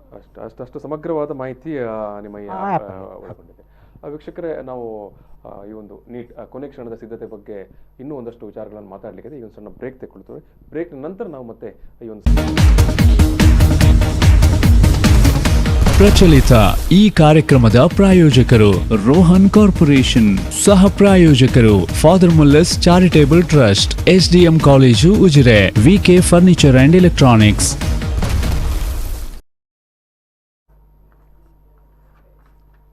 ನಮಸ್ಕಾರ. ಈ ಒಂದು ನೀಟ್ ಕೊನೆ ಕ್ಷಣದ ಸಿದ್ಧತೆ ಸಂವಾದ ಕಾರ್ಯಕ್ರಮಕ್ಕೆ ಮತ್ತೆ ಸ್ವಾಗತ. ಈ ದಿವಸ ನಮ್ಮ ಜೊತೆಗೆ ಸ್ಟುಡಿಯೋದಲ್ಲಿ ಮಂಗಳೂರಿನ ಎಕ್ಸಾಮ್ಸ್ 24x7 ಸಂಸ್ಥೆಯ ಆಡಳಿತ ನಿರ್ದೇಶಕರಾಗಿರುವಂಥ ಶ್ರೀ ಆಂಡೋ ಪೌಲ್ ಅವರಿದ್ದಾರೆ. ಈಗಾಗಲೇ ಈ ಒಂದು ನೀಟ್ ಪರೀಕ್ಷೆಗೆ ಯಾವ ರೀತಿಯ ಒಂದು ಸಿದ್ಧತೆ ಮಾಡಿಕೊಂಡು ಇರಬೇಕು ಮತ್ತು ಇರುವಂಥ ಏನು ಗೊಂದಲಗಳು ಅಥವಾ ನಿರೀಕ್ಷೆಗಳು ಈ ಎಲ್ಲ ವಿಚಾರವಾಗಿ ಆಂಡೋ ಪೌಲ್ ಅವರು ಮಾತಾಡಿದ್ದಾರೆ. ಮತ್ತು ತರಬೇತಿ ಮತ್ತು ಹೊರಗಡೆ ಲಭಿಸ್ತಾ ಇರುವಂಥ ತರಬೇತಿಗಳು ಅಥವಾ ಈಗ ಹೊಸ ಮಾಧ್ಯಮ ಆನ್ಲೈನ್ ಅಲ್ಲಿರುವಂಥ ತರಬೇತಿಗಳು ಅಥವಾ ಆ್ಯಪ್ನಲ್ಲಿ ಕೊಡುವಂಥ ತರಬೇತಿಗಳ ವಿಚಾರಕ್ಕೆಲ್ಲ ಅವರು ಸಾಕಷ್ಟು ಮಾಹಿತಿಗಳನ್ನು ಕೊಟ್ಟಿದ್ದಾರೆ. ಈಗ ಇನ್ನೊಂದು 2 ಇಂಪಾರ್ಟೆಂಟ್ ಆಸ್ಪೆಕ್ಟನ್ನು ನಾನು ಅವ್ರ ಜೊತೆಗೆ ಚರ್ಚೆ ಮಾಡಬೇಕಾಗಿದೆ. ಇದು ಸಾಮಾನ್ಯವಾಗಿ ಆಂಡೋ ಪೌಲ್ ಅವರೇ, ಒಂದು ಪೋಷಕರಲ್ಲಿ ಮತ್ತು ವಿದ್ಯಾರ್ಥಿಗಳಲ್ಲಿ ಒಂದು ನಿರೀಕ್ಷೆ ಇರ್ತದೆ. ಯಾಕಂದರೆ ನೀವು ಈಗ ಆಗಲೇ ಹೇಳಿದಿರಿ 15 ಲಕ್ಷ ವಿದ್ಯಾರ್ಥಿಗಳು ಈ ಬಾರಿ ಪರೀಕ್ಷೆ ಬರಿತಾ ಇದ್ದಾರೆ. ಆಲ್ ಓವರ್ ಇಂಡಿಯಾದಲ್ಲಿ 79,000 ಸೀಟುಗಳು ಇದ್ದಾವೆ ಅಂತ. ಈ ಕಟ್ ಆಫ್ ರ್ಯಾಂಕ್ ಇದೆ ಅಲ್ವಾ, ಇದರ ಏನು ವಿಶ್ಲೇಷಣೆಯನ್ನು ನೀವು ಯಾವ ರೀತಿ ಮಾಡ್ತೀರಿ ಅಂದರೆ ಒಂದು ವಿದ್ಯಾರ್ಥಿಗಳಿಂದ ಪೋಷಕರಿಗೆ ಆ ವಿಚಾರದಲ್ಲಿ ಒಂದು ಮಾಹಿತಿ ಬೇಕಾಗಿದೆ. ಈಗ ಕಟ್ ಆಫ್ ಅಂತ ಹೇಳಿದ್ರೆ ಒಂದು ನೀವು ಕ್ವಾಲಿಫೈಯಿಂಗ್ ಕಟ್ ಆಫ್ ಅಂತ ಇರ್ತದೆ. ಕ್ವಾಲಿಫೈಯಿಂಗ್ ಕಟ್ ಆಫ್, ಹೌದು. ಕ್ವಾಲಿಫೈಡ್ ಕಟ್ ಆಫ್ ನೀವು ಮೆಡಿಕಲ್ ಕಲೀಲಿಕ್ಕೆ ಅರ್ಹತೆ ಪಡೆಯುವಂತ, ಅಷ್ಟು ಮಾರ್ಕ್ ಪಡೆದ್ರೆ ನಿಮಗೆ ಅರ್ಹತೆ, ಇಲ್ಲದ್ರೆ ನೀವು ಕಲೀಲಿಕ್ಕೆ ಆಗೋದಿಲ್ಲ. ಕಳೆದ ವರ್ಷ 135 ಇತ್ತು ಜನರಲ್ ಮೆರಿಟ್ಗೆ. 720ರಲ್ಲಿ 135 ಅಷ್ಟೇ, ಏನು ಜಾಸ್ತಿ ಏನಲ್ಲ. 20 ಮಾರ್ಕ್, 20ರಲ್ಲಿ 135 ಮಾರ್ಕ್. ಅದರ ಹಿಂದೆ 2018 ಅದು ಇನ್ನೂ ಕಡಿಮೆ ಆಗಿತ್ತು, ಯಾಕಂದ್ರೆ 121 ಇತ್ತು. ಮತ್ತೆ ಇದು ಜನರಲ್ ಮೆರಿಟಿಗೆ, ಜನರಲ್ ಮೆರಿಟ್ ಇಟ್ಕೊಂಡು ಬಾಕಿ ನಿಮ್ಮ ರಿಸರ್ವೇಶನ್ ಮೇಲೆ ಕಮ್ಮಿ ಆಗುತ್ತೆ. ಈಗ SC STಗಳಿಗೆ 119 ಇತ್ತು, ಆ ರೀತಿಯಲ್ಲಿ ಕಮ್ಮಿ ಆಗುತ್ತೆ. ಅದು OBC ಅಂತೇಳಿ, OBCಗೆ ಇದು. ಬಟ್ ಜನರಲ್ ಮೆರಿಟ್ ಅನ್ನೇ ನಾವು ಹೆಚ್ಚಿನ ಮಕ್ಕಳು ಜನರಲ್ ಮೆರಿಟ್, ಅದರ ಕಟ್ ಆಫ್ ಅನ್ನೇ ನಾವು ಇಟ್ಕೊಂಡ್ರೆ 135 ಇತ್ತು. ಈ ಕಟ್ ಆಫ್ ಡಿಸೈಡ್ ಆಗೋದು ಮಕ್ಕಳು ಮತ್ತು ಎಕ್ಸಾಮಿನ ಮೇಲೆ. ಎಕ್ಸಾಮ್ ಟಫ್ ಇದ್ದ ಕೂಡಲೇ ಏನಾಗ್ತದೆ, ಕಟ್ ಆಫ್ ಕಡಿಮೆ ಆಗುತ್ತೆ. ಎಕ್ಸಾಮ್ ಈಸಿ ಇದ್ದ ಕೂಡಲೇ ಕಟ್ ಆಫ್ ಮೇಲೆ ಹೋಗ್ತದೆ.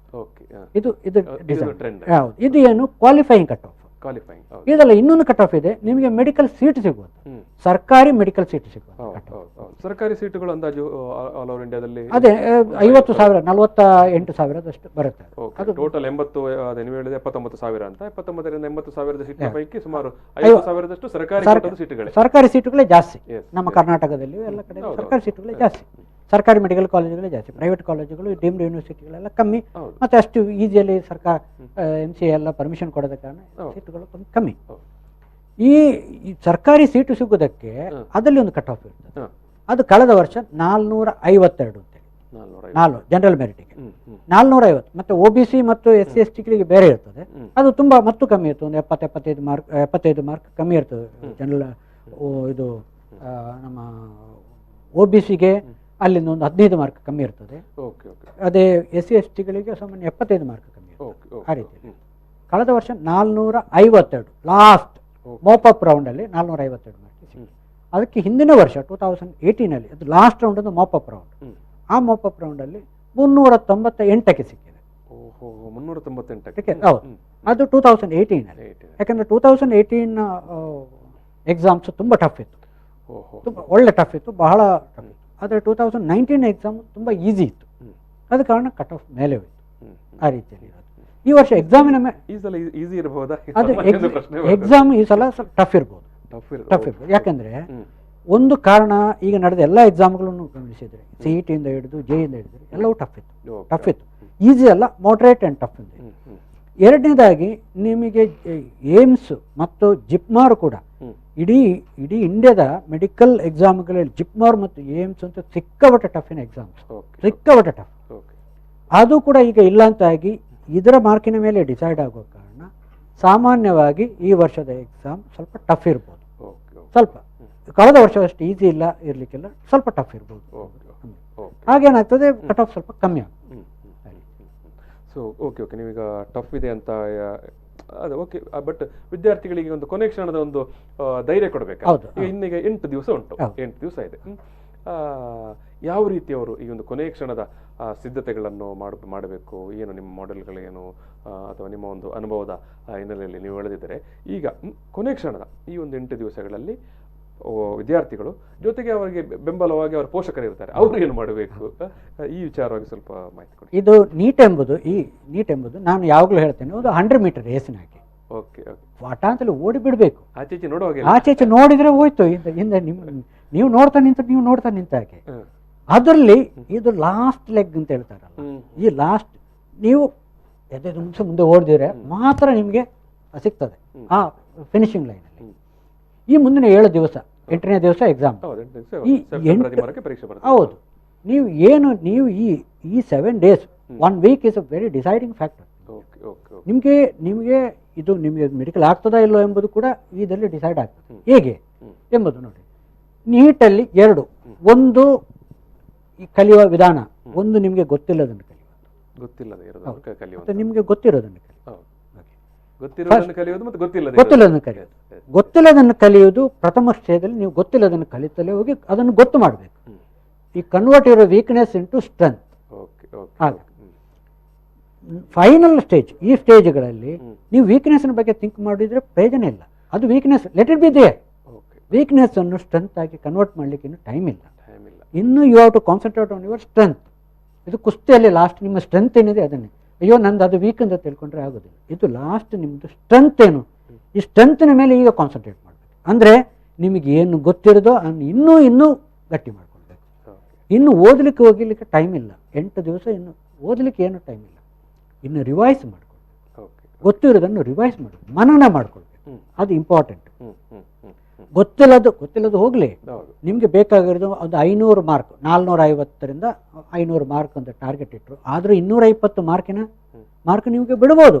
220 ಮಾರ್ಕ್ ಬಿಡ್ಬೋದು ಅಂತ ಹೇಳಿದರೆ ನಿಮಗೆ 54 ಕ್ವಶನ್ಸ್ ಬಿಡ್ಬೋದು. ಗೊತ್ತಿಲ್ಲದು ಅದೇ ಆ ಚಾಪ್ಟ್ರಲ್ಲಿ ಬರುವಂಥದ್ದು. ನಿಮಗೆ ಪ್ರತಿಯೊಂದು ಚಾಪ್ಟರ್ ಏನು ಎಷ್ಟು ಕ್ವಶನ್ ಬರ್ತದೆ ಎಂಬುದು ಡೆಫಿನೆಟ್ ಗೊತ್ತಿದೆ, ಎಲ್ಲರಿಗೂ ಗೊತ್ತಿದೆ. ಪ್ರತಿಯೊಂದು ಚಾಪ್ಟ್ರಲ್ಲಿ ಅದೊಂದು ಸಿಸ್ಟಮ್ ಇದೆ. ಇಂಥ ಚಾಪ್ಟ್ರಿಂದ ಫಿಸಿಕ್ಸಲ್ಲಿ ಇರುವಂಥ 30 ಚಾಪ್ಟ್ರಲ್ಲಿ ಯಾವ ಚಾಪ್ಟ್ರಿಂದ ಇಷ್ಟಿಷ್ಟು ಕ್ವಶನ್ ಬಂದಿದೆ, ನೀವು ಕಳೆದ 10 ವರ್ಷಗಳ ಕ್ವಶನ್ ಪೇಪರ್ ನೋಡಿದರೆ ಅದೇ ರೀತಿಯಲ್ಲಿ ಬರ್ತದೆ. ಒಂದರಲ್ಲೇ ಒಂದು ಸ್ವಲ್ಪ ಸ್ವಲ್ಪ ಆಗ್ಬೋದು ಅಂತೇಳಿ. ಕೆಲವು ಚಾಪ್ಟರ್ ನಿಮ್ಗೆ ಗೊತ್ತಿಲ್ಲ, ಸರಿ ಅದರಲ್ಲಿ 2 ಕ್ವಶನ್ ಬರ್ತದೆ, ಬಿಟ್ಬಿಡಿ, ಮುಂದೆ ಇರ್ತದೆ. ಅದೇ ಅಯ್ಯೋ ನನಗೆ ಅದು ಗೊತ್ತಿಲ್ಲ, ಅಯ್ಯೋ ನನಗೆ ಅಂತೇಳಿ ತಿಳ್ಕೊಂಡ್ರೆ ಗೊತ್ತಿರೋದು ಕೂಡ ಮರ್ತೋಗ್ತದೆ. ಆದ ಕಾರಣ ಗೊತ್ತಿರೋ ಚಾಪ್ಟರನ್ನು ಯಾವುದು ನಿಮ್ಗೆ ಚೆನ್ನಾಗಿ ಗೊತ್ತಿದೆ ಅದು ಇನ್ನೂ ಕೂಡ ರಿವೈಸ್ ಮಾಡಿ ಅದನ್ನು ಗಟ್ಟಿ ಮಾಡಿಕೊಳ್ಳಿ. ಗೊತ್ತಿಲ್ಲ ಅದನ್ನು ಬಿಟ್ಟು ಬಿಡಿ, ಅದು ಅದು ಹೋದಾಗೆ, ಅದು ನಮ್ಮ weakness, let it be there, ನಾವು ವಿಲ್ ಕಾನ್ಸಂಟ್ರೇಟ್ ಸ್ಟಾರ್ಟ್. ಈ 10 ದಿವಸ, ಈ ಮುಂದಿನ 7 ದಿವಸಗಳಲ್ಲಿ ಬಹಳ ಸ್ಪಷ್ಟವಾಗಿ ಮಾಡಬೇಕಾದ್ದೇನು, ಪ್ರತಿಯೊಂದು ಚಾಪ್ಟರ್ನು ರಿವೈಸ್ ಮಾಡಿ. ಓದಲಿಕ್ಕೆಲ್ಲ ರಿವೈಸ್, ಮೇಲಿಂದ ಮೇಲೆ ಮೇಲೆ ಮೇಲೆ ರಿವೈಸ್. ಏನು ಇಂಪಾರ್ಟೆಂಟ್ ಇರೋ ಚಾಪ್ಟರ್ಸ್ ರಿವೈಸ್ ಓದಿ ನೋಡಿ. ಗೊತ್ತಿಲ್ಲ ಅಂತ ಆದರೆ ಅದರ ಬಗ್ಗೆ ಸ್ವಲ್ಪ ಗೊತ್ತಿಲ್ಲ ಅಂತ ಅದಕ್ಕೆ ಬಗ್ಗೆ ವೀಡಿಯೋಸ್ ಇದೆ, ನಮ್ಮ ಆ್ಯಪಲ್ಲೇ ವೀಡಿಯೋಸ್ ಇದೆ, ವೀಡಿಯೋ ಶಾರ್ಟ್ ವೀಡಿಯೋಸ್ ಎಲ್ಲ ನೋಡಿ ರಿವೈಸ್ ಮಾಡ್ಕೊಳ್ಳಿ. ಇದು ಇಂಪಾರ್ಟೆಂಟ್. ಎರಡನೇದಾಗಿ ಬಿ ಪಾಸಿಟಿವ್, ಯಾವಾಗಲೂ ಪಾಸಿಟಿವ್ ಆಗಿರಬೇಕು. ಎಕ್ಸಾಮ್ ಅಂದರೆ ವಾರ್ ಏನಲ್ಲ, after all it's an exam. ಮುಂದೆ ಕೂಡ ಸಪೋಸ್ ಇವತ್ತಲ್ಲ ನಾಳೆ ಮುಂದೆ ಎಷ್ಟೋ ಸಲ ಬರೀಬೋದು. ಹೌದು, ನೀವು ಆವಾಗಲೇ ಹೇಳಿದ್ರಿ, ರಿಪೀಟರ್ಸ್ಗೆ ಎಷ್ಟೋ ಇದೆ, ಮನೆಯಲ್ಲಿ ಕೂತು ಓದುವರಿದ್ದಾರೆ ಎಲ್ಲ. It's after all an exam, treat as an exam, one more exam. ಇಷ್ಟು ವರ್ಷಗಳ ಕಾಲ ನೀವು ಎಕ್ಸಾಮ್ ಬರೆದಿದ್ದಾರೆ, ಪ್ರತಿಯೊಂದು ವರ್ಷದಲ್ಲಿ ಒಂದು 50 ಎಕ್ಸಾಮ್ ಬರೀತಾರೆ. ಹಾಗಂದ್ರೆ 12 ವರ್ಷದಲ್ಲಿ 50ರಾಗಿ 600 ಎಕ್ಸಾಮ್ ಬರೆದಿದ್ದಾರೆ ಅಲ್ವಾ. ಈ 600 ಎಕ್ಸಾಮ್ 601ನೇ ಎಕ್ಸಾಮ್ ಅಂತ ತಿಳ್ಕೊಳ್ಳಿ ಅಷ್ಟೇ, ಬೇರೆ ಏನು ಇದರಲ್ಲಿ ತಿಳ್ಕೊಳ್ಳೋ ಅವಶ್ಯಕತೆ ಇಲ್ಲ. ಹಾಗೆ ತಿಳ್ಕೊಂಡ್ರೆ ದೊಡ್ಡ ಪ್ರಾಬ್ಲಮ್ ಕೊಡುವಂಥದ್ದು ನಮ್ಮ ವರೀಸ್. ನಾವು ಕಾನ್ಫಿಡೆನ್ಸ್ ಕಳ್ಕೊಂಡ ಕೂಡಲೇ ನಮ್ಮ ಮಾರ್ಕ್ ಕಳೆಯುತ್ತದೆ ಯಾವಾಗಲೂ. ಹಾಗೆ ಈಗ ಏನಾದರೂ ಅಯ್ಯೋ ಅಂತೇಳಿ ಬಿಟ್ಟು ಹೋಯ್ತು, ಒಂದು ಎನರ್ಜಿ ಲೆವೆಲ್ ಕೂಡ, ಪಾಸಿಟಿವ್ ಎನರ್ಜಿ ಕೂಡ ಕಡಿಮೆ, ಪಾಸಿಟಿವ್ ಎನರ್ಜಿ ಕಮ್ಮಿ ಆಗುತ್ತೆ. ನಮ್ಮ ಮೈಂಡ್ ವರ್ಕ್ ನಿಲ್ಲಿಸ್ತದೆ. ಅಯ್ಯೋ ನನಗೆ ಎಷ್ಟೋ ಮಕ್ಕಳು ನಮಗೆ ನಿನ್ನೆ ಕೂಡ ಒಂದು ಮಗಳು ಮೈಸೂರನ್ನೊಂದು ಸ್ಟೂಡೆಂಟ್ ಕಾಲ್ ಮಾಡಿ, ಸರ್ ಐ ಕಾಂಟ್ ರೈಟ್, ನನಗೆ ಆಗೋದಿಲ್ಲ. ನಾವು ಹೇಳೋದಷ್ಟೇ, ಅಮ್ಮ ನೀನು ತಿಳ್ಕೊ, ನೀನು ಇಷ್ಟವರೆಗೆ ಬರುತ್ತೆ, ಇನ್ನೊಂದು ಎಕ್ಸಾಮ್ ಅಂತ ತಿಳ್ಕೊ, ಬೇರೆ ಏನು ತಿಳ್ಕೊಳ್ಬೇಡಿ. ಆಗುತ್ತದಾ ಇಲ್ಲ ಎಂಬುದು ಡಿಸೈಡ್ ಆಗೋದು 13ನೇ ತಾರೀಕು ಸಂಜೆ. ಈಗ ನೀನು ಡಿಸೈಡ್ ಮಾಡ್ಲಿಕ್ಕೆ ಆಗೋದು ಕ್ವಶನ್ ಪೇಪರ್ 13ನೇ ತಾರೀಕು ಸಂಜೆ 6 ಗಂಟೆಗೆ ಡಿಸೈಡ್ ನಿನ್ನಿಂದ ಆಗ್ತದಾ ಇಲ್ವ ಅಂತ. ಈಗಲೇ ನಿನಗೆ ಫ್ಯೂಚರ್ ನಮಗೆ ನಿನಗೆ ಏನು ಹೇಳಲಿಕ್ಕೆ ಆಗುತ್ತೆ, ಯಾವ ಮಕ್ಕಳಿಗೆ ಫ್ಯೂಚರ್ ನಮಗೆ ಹೇಳಲಿಕ್ಕೆ ಆಗುತ್ತೆ. ಎಕ್ಸಾಮ್ ಈಸಿ ಬರ್ಬೋದು, ಭಾಳ ಈಸಿ ಬರ್ಬೋದು, ಟಫ್ ಬರ್ಬೋದು. ಟಫ್ ಬಂದರೆ ಎಲ್ರಿಗೂ ಟಫೇ, ಒಬ್ಬರಿಗೂ ಮಾತ್ರ ಅಲ್ಲ. ಆಗ ಕಟ್ ಆಫ್ ಕೂಡ ತುಂಬ ಕಮ್ಮಿ ಆಗ್ತದೆ. ತುಂಬ ಸಿಕ್ಕಾಪಟ್ಟೆ ಟಫ್ ಬಂದರೆ ಕಟ್ ಆಫ್ ಹೋಗಿ 100ಕ್ಕೆ ಇಳಿಬೋದು, ಅರೆ 110ಕ್ಕೆ ಇಳಿಬೋದು, 115ಗೆ. 2017 115 ಇತ್ತು ಕಟ್ ಆಫ್, ತುಂಬ ಟಫ್ ಇತ್ತು. ಆ ರೀತಿಯಲ್ಲಿ ಯಾವುದನ್ನು ನಮಗೆ ಪ್ರೆಡಿಕ್ಟ್ ಮಾಡಲಿಕ್ಕೆ ಆಗುವಂಥದ್ದು ಫ್ಯೂಚರ್ ವಿ ಕಾಂಟ್ ಪ್ರೆಡಿಕ್ಟ್, ಅದು ಸುಮ್ಮನೆ ಹೇಳುವಂಥದ್ದು ಅಲ್ವಾ. ನಾವು ಇವತ್ತನ್ನು ಮಾತ್ರ ತಿಳ್ಕೊಳ್ಳಿ, ಇವತ್ತೇನು ಮಾಡ್ಬೋದು. ಪ್ರತಿ ಇಂಪಾರ್ಟೆಂಟ್ ಹೇಳಿದ್ರೆ ನೀವು ತುಂಬ ಪಾಸಿಟಿವ್ ಆಗಿ ಥಿಂಕ್ ಮಾಡಬೇಕು. ಐ ಕ್ಯಾನ್ ಡೂ, ನಾನು ಮಾಡಲಿಕ್ಕೆ ಆಗ್ಬೋದು ಎಂದು ತಿಳ್ಕೊಂಡ್ರೆ ನಮಗೆ ಏನು ಮಾಡಲಿಕ್ಕೆ ಆಗ್ತದೆ. ಈಗ ನಾರ್ಮಲಿ ಈಗ ಇಷ್ಟು ದಿವಸ ತನಕ ಪ್ರತಿಯೊಬ್ಬ ವಿದ್ಯಾರ್ಥಿಯು ಓದುವಂತ ಅವ್ರದ್ದೊಂದು ಡ್ಯೂರೇಷನ್ ಇದೆ ಇರ್ತದೆ, ದಿನಕ್ಕೆ 12 ಗಂಟೆಯೋ 10 ಗಂಟೆಯೋ 14 ಗಂಟೆಯೋ. ಈಗ ಈ ಕೊನೆಯ ಒಂದು ವಾರದಲ್ಲಿ ಆ ಓದುವ ಅವಧಿ ಉಂಟಲ್ಲ, ಪ್ರತಿ ದಿವಸ ಓದುವ ಅವಧಿ, ಅದನ್ನು ಹೆಚ್ಚು ಮಾಡಬೇಕಾ ಅಥವಾ ಅದೇ ಇದರಲ್ಲಿ ಅದನ್ನೇ ಮೇಂಟೈನ್ ಮಾಡಬೇಕು. ಮೇಂಟೈನ್ ನೋಡಿ, ಯಾವಾಗಲೂ ನಾವು ನಿದ್ರೆ ಕಳ್ಕೊಂಡ ಕೂಡಲೇ ನಮ್ಮ ಪರ್ಫಾರ್ಮೆನ್ಸ್ ಕಮ್ಮಿ ಆಗ್ತದೆ. 6 ಅವರ್ಸ್ ನಿದ್ರೆ ಮಾಡಲೇಬೇಕು. ಆ ನಿದ್ರೆ ಕಮ್ಮಿ ಆದ ಕೂಡಲೇ ನಮ್ಮ ಪರ್ಫಾರ್ಮೆನ್ಸ್ ಕಮ್ಮಿ, ಮಕ್ಕಳ ಪರ್ಫಾರ್ಮೆನ್ಸ್ ಕಮ್ಮಿ ಆಗ್ತದೆ. ಇದು ಇನ್ನು ಉಳಿದ 7 ದಿವಸ ನಾರ್ಮಲ್ ಆಗಿ ಓದ್ತಾ ಇದ್ರೆ ಸಾಕು. ಆ ರಿವೈಸ್ ಮಾಡ್ತಾವೆ, ಎಲ್ಲವನ್ನು ಒಮ್ಮೆ ರಿವೈಸ್ ಮಾಡಬೇಕು. Concentrate on bio. ಬಯೋ ಎಂಬುದು ಡಿಸೈಡಿಂಗ್ ಫ್ಯಾಕ್ಟರ್. ತುಂಬ ಅಂದರೆ 50% ಮಾರ್ಕ್ ಬಯೋದಲ್ಲಿ ಬರುವಂಥದ್ದು, 90 ಕ್ವಶನ್ ಬಯೋ. ಈ ಬಯೋ ಎಂಬುದು ಈಸಿ ಕೂಡ, ಇಟ್ಸ್ ಮೆಮರಿ ಬೇಸ್ಡ್. ಆಗ ರಿವೈಸ್ ಯಾವಾಗಲೂ ಓದುವಾಗಲೂ ಫಸ್ಟಿಗೆ ಕೂಡ ನಾವು ಹೇಳ್ತೇವೆ, ಓದುವಾಗ ಇಂಪಾರ್ಟೆಂಟ್ ಪಾಯಿಂಟನ್ನು ಹೈಲೈಟ್ ಮಾಡಬೇಕು. ಹೈಲೈಟೆಡ್ ಪಾಯಿಂಟ್ ಮತ್ತೆ ಮತ್ತೆ ಮತ್ತೆ ಮತ್ತೆ ನೋಡ್ತಾ ಹೋಗಬೇಕು. ಈಗ ನಮ್ಮ ಮೆಮರಿ ಅಂತ ಹೇಳಿದರೆ, ಈಗ ಉದಾಹರಣೆಗೆ ನಿಮ್ಮನ್ನು ನಾನು ನಿಮ್ಮ ತಾರನಾಥ್ ಅಂತ 10 ಸಲ ಕರೆದಾಗ ನಿಮ್ಮ ಹೆಸರು ನಮಗೆ ಬಾಯ್ಪಾಠ ಆಗ್ತದೆ. ನಾಳೆ ನೀವು ಒಮ್ಮೆ ಕರೆದ್ರೆ ನನಗೆ ಬಾಯ್ಪಾಠ ಆಗೋದಿಲ್ಲ. ಇದು ಮೆಮರಿಗೆ ಬರುವಂಥದ್ದು. ನೀವು ರಿಪೀಟ್ ನೋಡ್ತಾ ಹೋದ ಕೂಡಲೇ ನಿಮಗೆ ಬರುವಂಥದ್ದು ಬಯೋ. Repeat memories. ಒಂದು ಎಂಟೈರ್ ಬುಕ್ಕನ್ನು ನೀವು ಎಂಟೈರ್ ಫಸ್ಟ್ ಇಯರ್ನು ನಿಮಗೆ ಒಂದು ದಿವಸದಲ್ಲಿ ರಿವೈಸ್ ಮಾಡಲಿಕ್ಕೆ ಆಗ್ತದೆ. ಸೆಕೆಂಡ್ ಇಯರ್ನ ಒಂದು ದಿವಸ ರಿವೈಸ್ ಮಾಡಲಿಕ್ಕೆ ಆಗ್ತದೆ. ಎಂಟೈರ್ ಬಯೋವನ್ನು ಮಿನಿಮಮ್ 2 ಟೈಮ್ ರಿವೈಸ್ ಮಾಡಿ. Major focus 50%. 360 ಮಾರ್ಕ್ ಬಯೋದಲ್ಲಿ ಬರ್ತದೆ. ಹಾಕಿದ್ದು 360 ಮಾರ್ಕ್ ಫಿಸಿಕ್ಸ್ ಮತ್ತು ಕೆಮಿಸ್ಟ್ರಿ. ಹಾಗೆ ಎರಡನೇದಾಗಿ ಸೆಕೆಂಡ್ ನೀವು ಇಂಪಾರ್ಟೆನ್ಸ್ ಕೊಡಬೇಕಾದ್ರು ಕೆಮಿಸ್ಟ್ರಿಗೆ. ಕೆಮಿಸ್ಟ್ರಿ ಕೂಡ ಈಸಿ ಸ್ಕೋರಿಂಗ್. ಫಿಸಿಕ್ಸ್ ತುಂಬ ಟಫ್. ಫಿಸಿಕ್ಸ್ ಟಫ್ ಇರುವ ಕಾರಣ ಅದು ಇನ್ನು ಅರ್ಥ ಆಗೋದಿಲ್ಲ, ಕೆಲವು ಚಾಪ್ಟರ್ ಅರ್ಥ ಆಗೋದಿಲ್ಲ ಅಂತ ಅಯ್ಯೋ ಆಗೋದಿಲ್ಲ ಅಂತ ತಿಳ್ಕೊಳ್ಳೋದು ಬೇಡ. ಆಗೋದಿಲ್ಲ ಅಂತ ಬಿಟ್ಬಿಡಿ. ಕರೆಕ್ಟಾಗಿ ಬಯೋ ಮತ್ತು ಕೆಮಿಸ್ಟ್ರಿ ಮಾಡಿದರೆ ಮೆಡಿಕಲ್ ಆರಾಮ್ಸೆ ಸಿಗ್ತದೆ. ಮತ್ತೆ ಒಂದು ಮಾಡರ್ನ್ ಫಿಸಿಕ್ಸಲ್ಲಿ ಮಾಡರ್ನ್ ಫಿಸಿಕ್ಸ್ ಮತ್ತೊಂದು ಕೆಲವು ಚಾಪ್ಟರ್ಸ್ ಎಲ್ಲ ಇದೆ, ಅದೆಲ್ಲ ಈಸಿ. ಫಿಸಿಕ್ಸಲ್ಲಿ ನಿಮಗೆ ಒಂದು 80 ಮಾರ್ಕ್ ಬಂದರೆ, ನಿಮಗೆ 180ರಲ್ಲಿ 80 ಮಾರ್ಕ್ ಬಂದರೆ ಆರಾಮ್ಸೆ 500 ಪಾಸ್ ಆಗ್ತದೆ. ಅದು ಅಷ್ಟು ಸಾಕು, ಅಷ್ಟು ಸಿಕ್ಕಿದ್ರೆ ಸಾಕಾಗ್ತದೆ. ಇದೊಂದು ಒಂದು ರೀತಿ ಒಂದು strategy. Exam NEET is nothing but A strategy. ನೀವು ಸುಮ್ಮನೆ ಓದಿದ್ರೆ ಆಗೋದಿಲ್ಲ. ಈಗ 100 ಮೀಟರ್ ರೇಸ್ ಏನು ಸ್ಟ್ರಾಟಜಿಲಿ ಓಡಿದ್ರೆ ಮಾತ್ರ ನಿಮಗೆ ರೀಚ್ ಆಗ್ಲಿಕ್ಕೆ ಆಗ್ತದೆ. ಸುಮ್ಮನೆ ಈಗ ಓದಿದ್ರೆ ಆಗೋದಿಲ್ಲ, ಅದಕ್ಕೆ ಟ್ರೈನಿಂಗ್ ಬೇಕು. ಆ ರೀತಿಯಲ್ಲಿ ಹೇಗೆ ನೀವು ಬೇರೆ ಒಂದು ಬಯೋ ಎಕ್ಸಾಮ್ ಕೂಡ ಬರೆಯುವಾಗ ಅದೊಂದು ಬಹಳ ಇಂಪಾರ್ಟೆಂಟ್. ಎಕ್ಸಾಮ್ ಹಾಲಲ್ಲಿ ಏನು ಮಾಡಬೇಕು ಅದಕ್ಕೆ ಮೊದಲು ನಾನೊಂದು ಹೇಳ್ತೀನಿ. ಈಗ 13ನೇ ತಾರೀಕು ಎಕ್ಸಾಮ್, 11 ಮತ್ತು 12ನೇ ತಾರೀಕು ಬಹಳ ಬಹಳ ಇಂಪಾರ್ಟೆಂಟ್. ಆಗ ನೀವೇನು ಮಾಡಿ ಈಗ ನಮ್ಮದೇ ಇದೆ ಮಾಕ್ ಟೆಸ್ಟ್ ಬರೆಯೋದು ಅಂತೇಳಿ. ಮಾಕ್ ಟೆಸ್ಟ್ 8ನೇ ತಾರೀಕು ಮಾಕ್ ಟೆಸ್ಟ್ ಇದೆ, all India mock test. Last ನಿನ್ನೆಗೆ ಆಲ್ ಇಂಡಿಯಾ ಮಾಕ್ ಟೆಸ್ಟ್ ಇತ್ತು, 570 ಜನ ಬರೆದಿದ್ದಾರೆ. ರ್ಯಾಂಕ್ ಲಿಸ್ಟ್ ನಾಳೆ ಬಿಡುಗಡೆ ಆಗ್ತದೆ, ಆ್ಯಪಲ್ಲಿ ಬರೆಯುತ್ತೆ. ಅದೇ ರೀತಿ ಅದೇನು ಮಾಕ್ ಟೆಸ್ಟ್ ಹೇಗಿರ್ತದೆ, ನೀಟ್ ಹೇಗಿರ್ತದೆ ಅದೇ ರೀತಿಯ ಮಾಕ್ ಟೆಸ್ಟ್ ಇದೆ.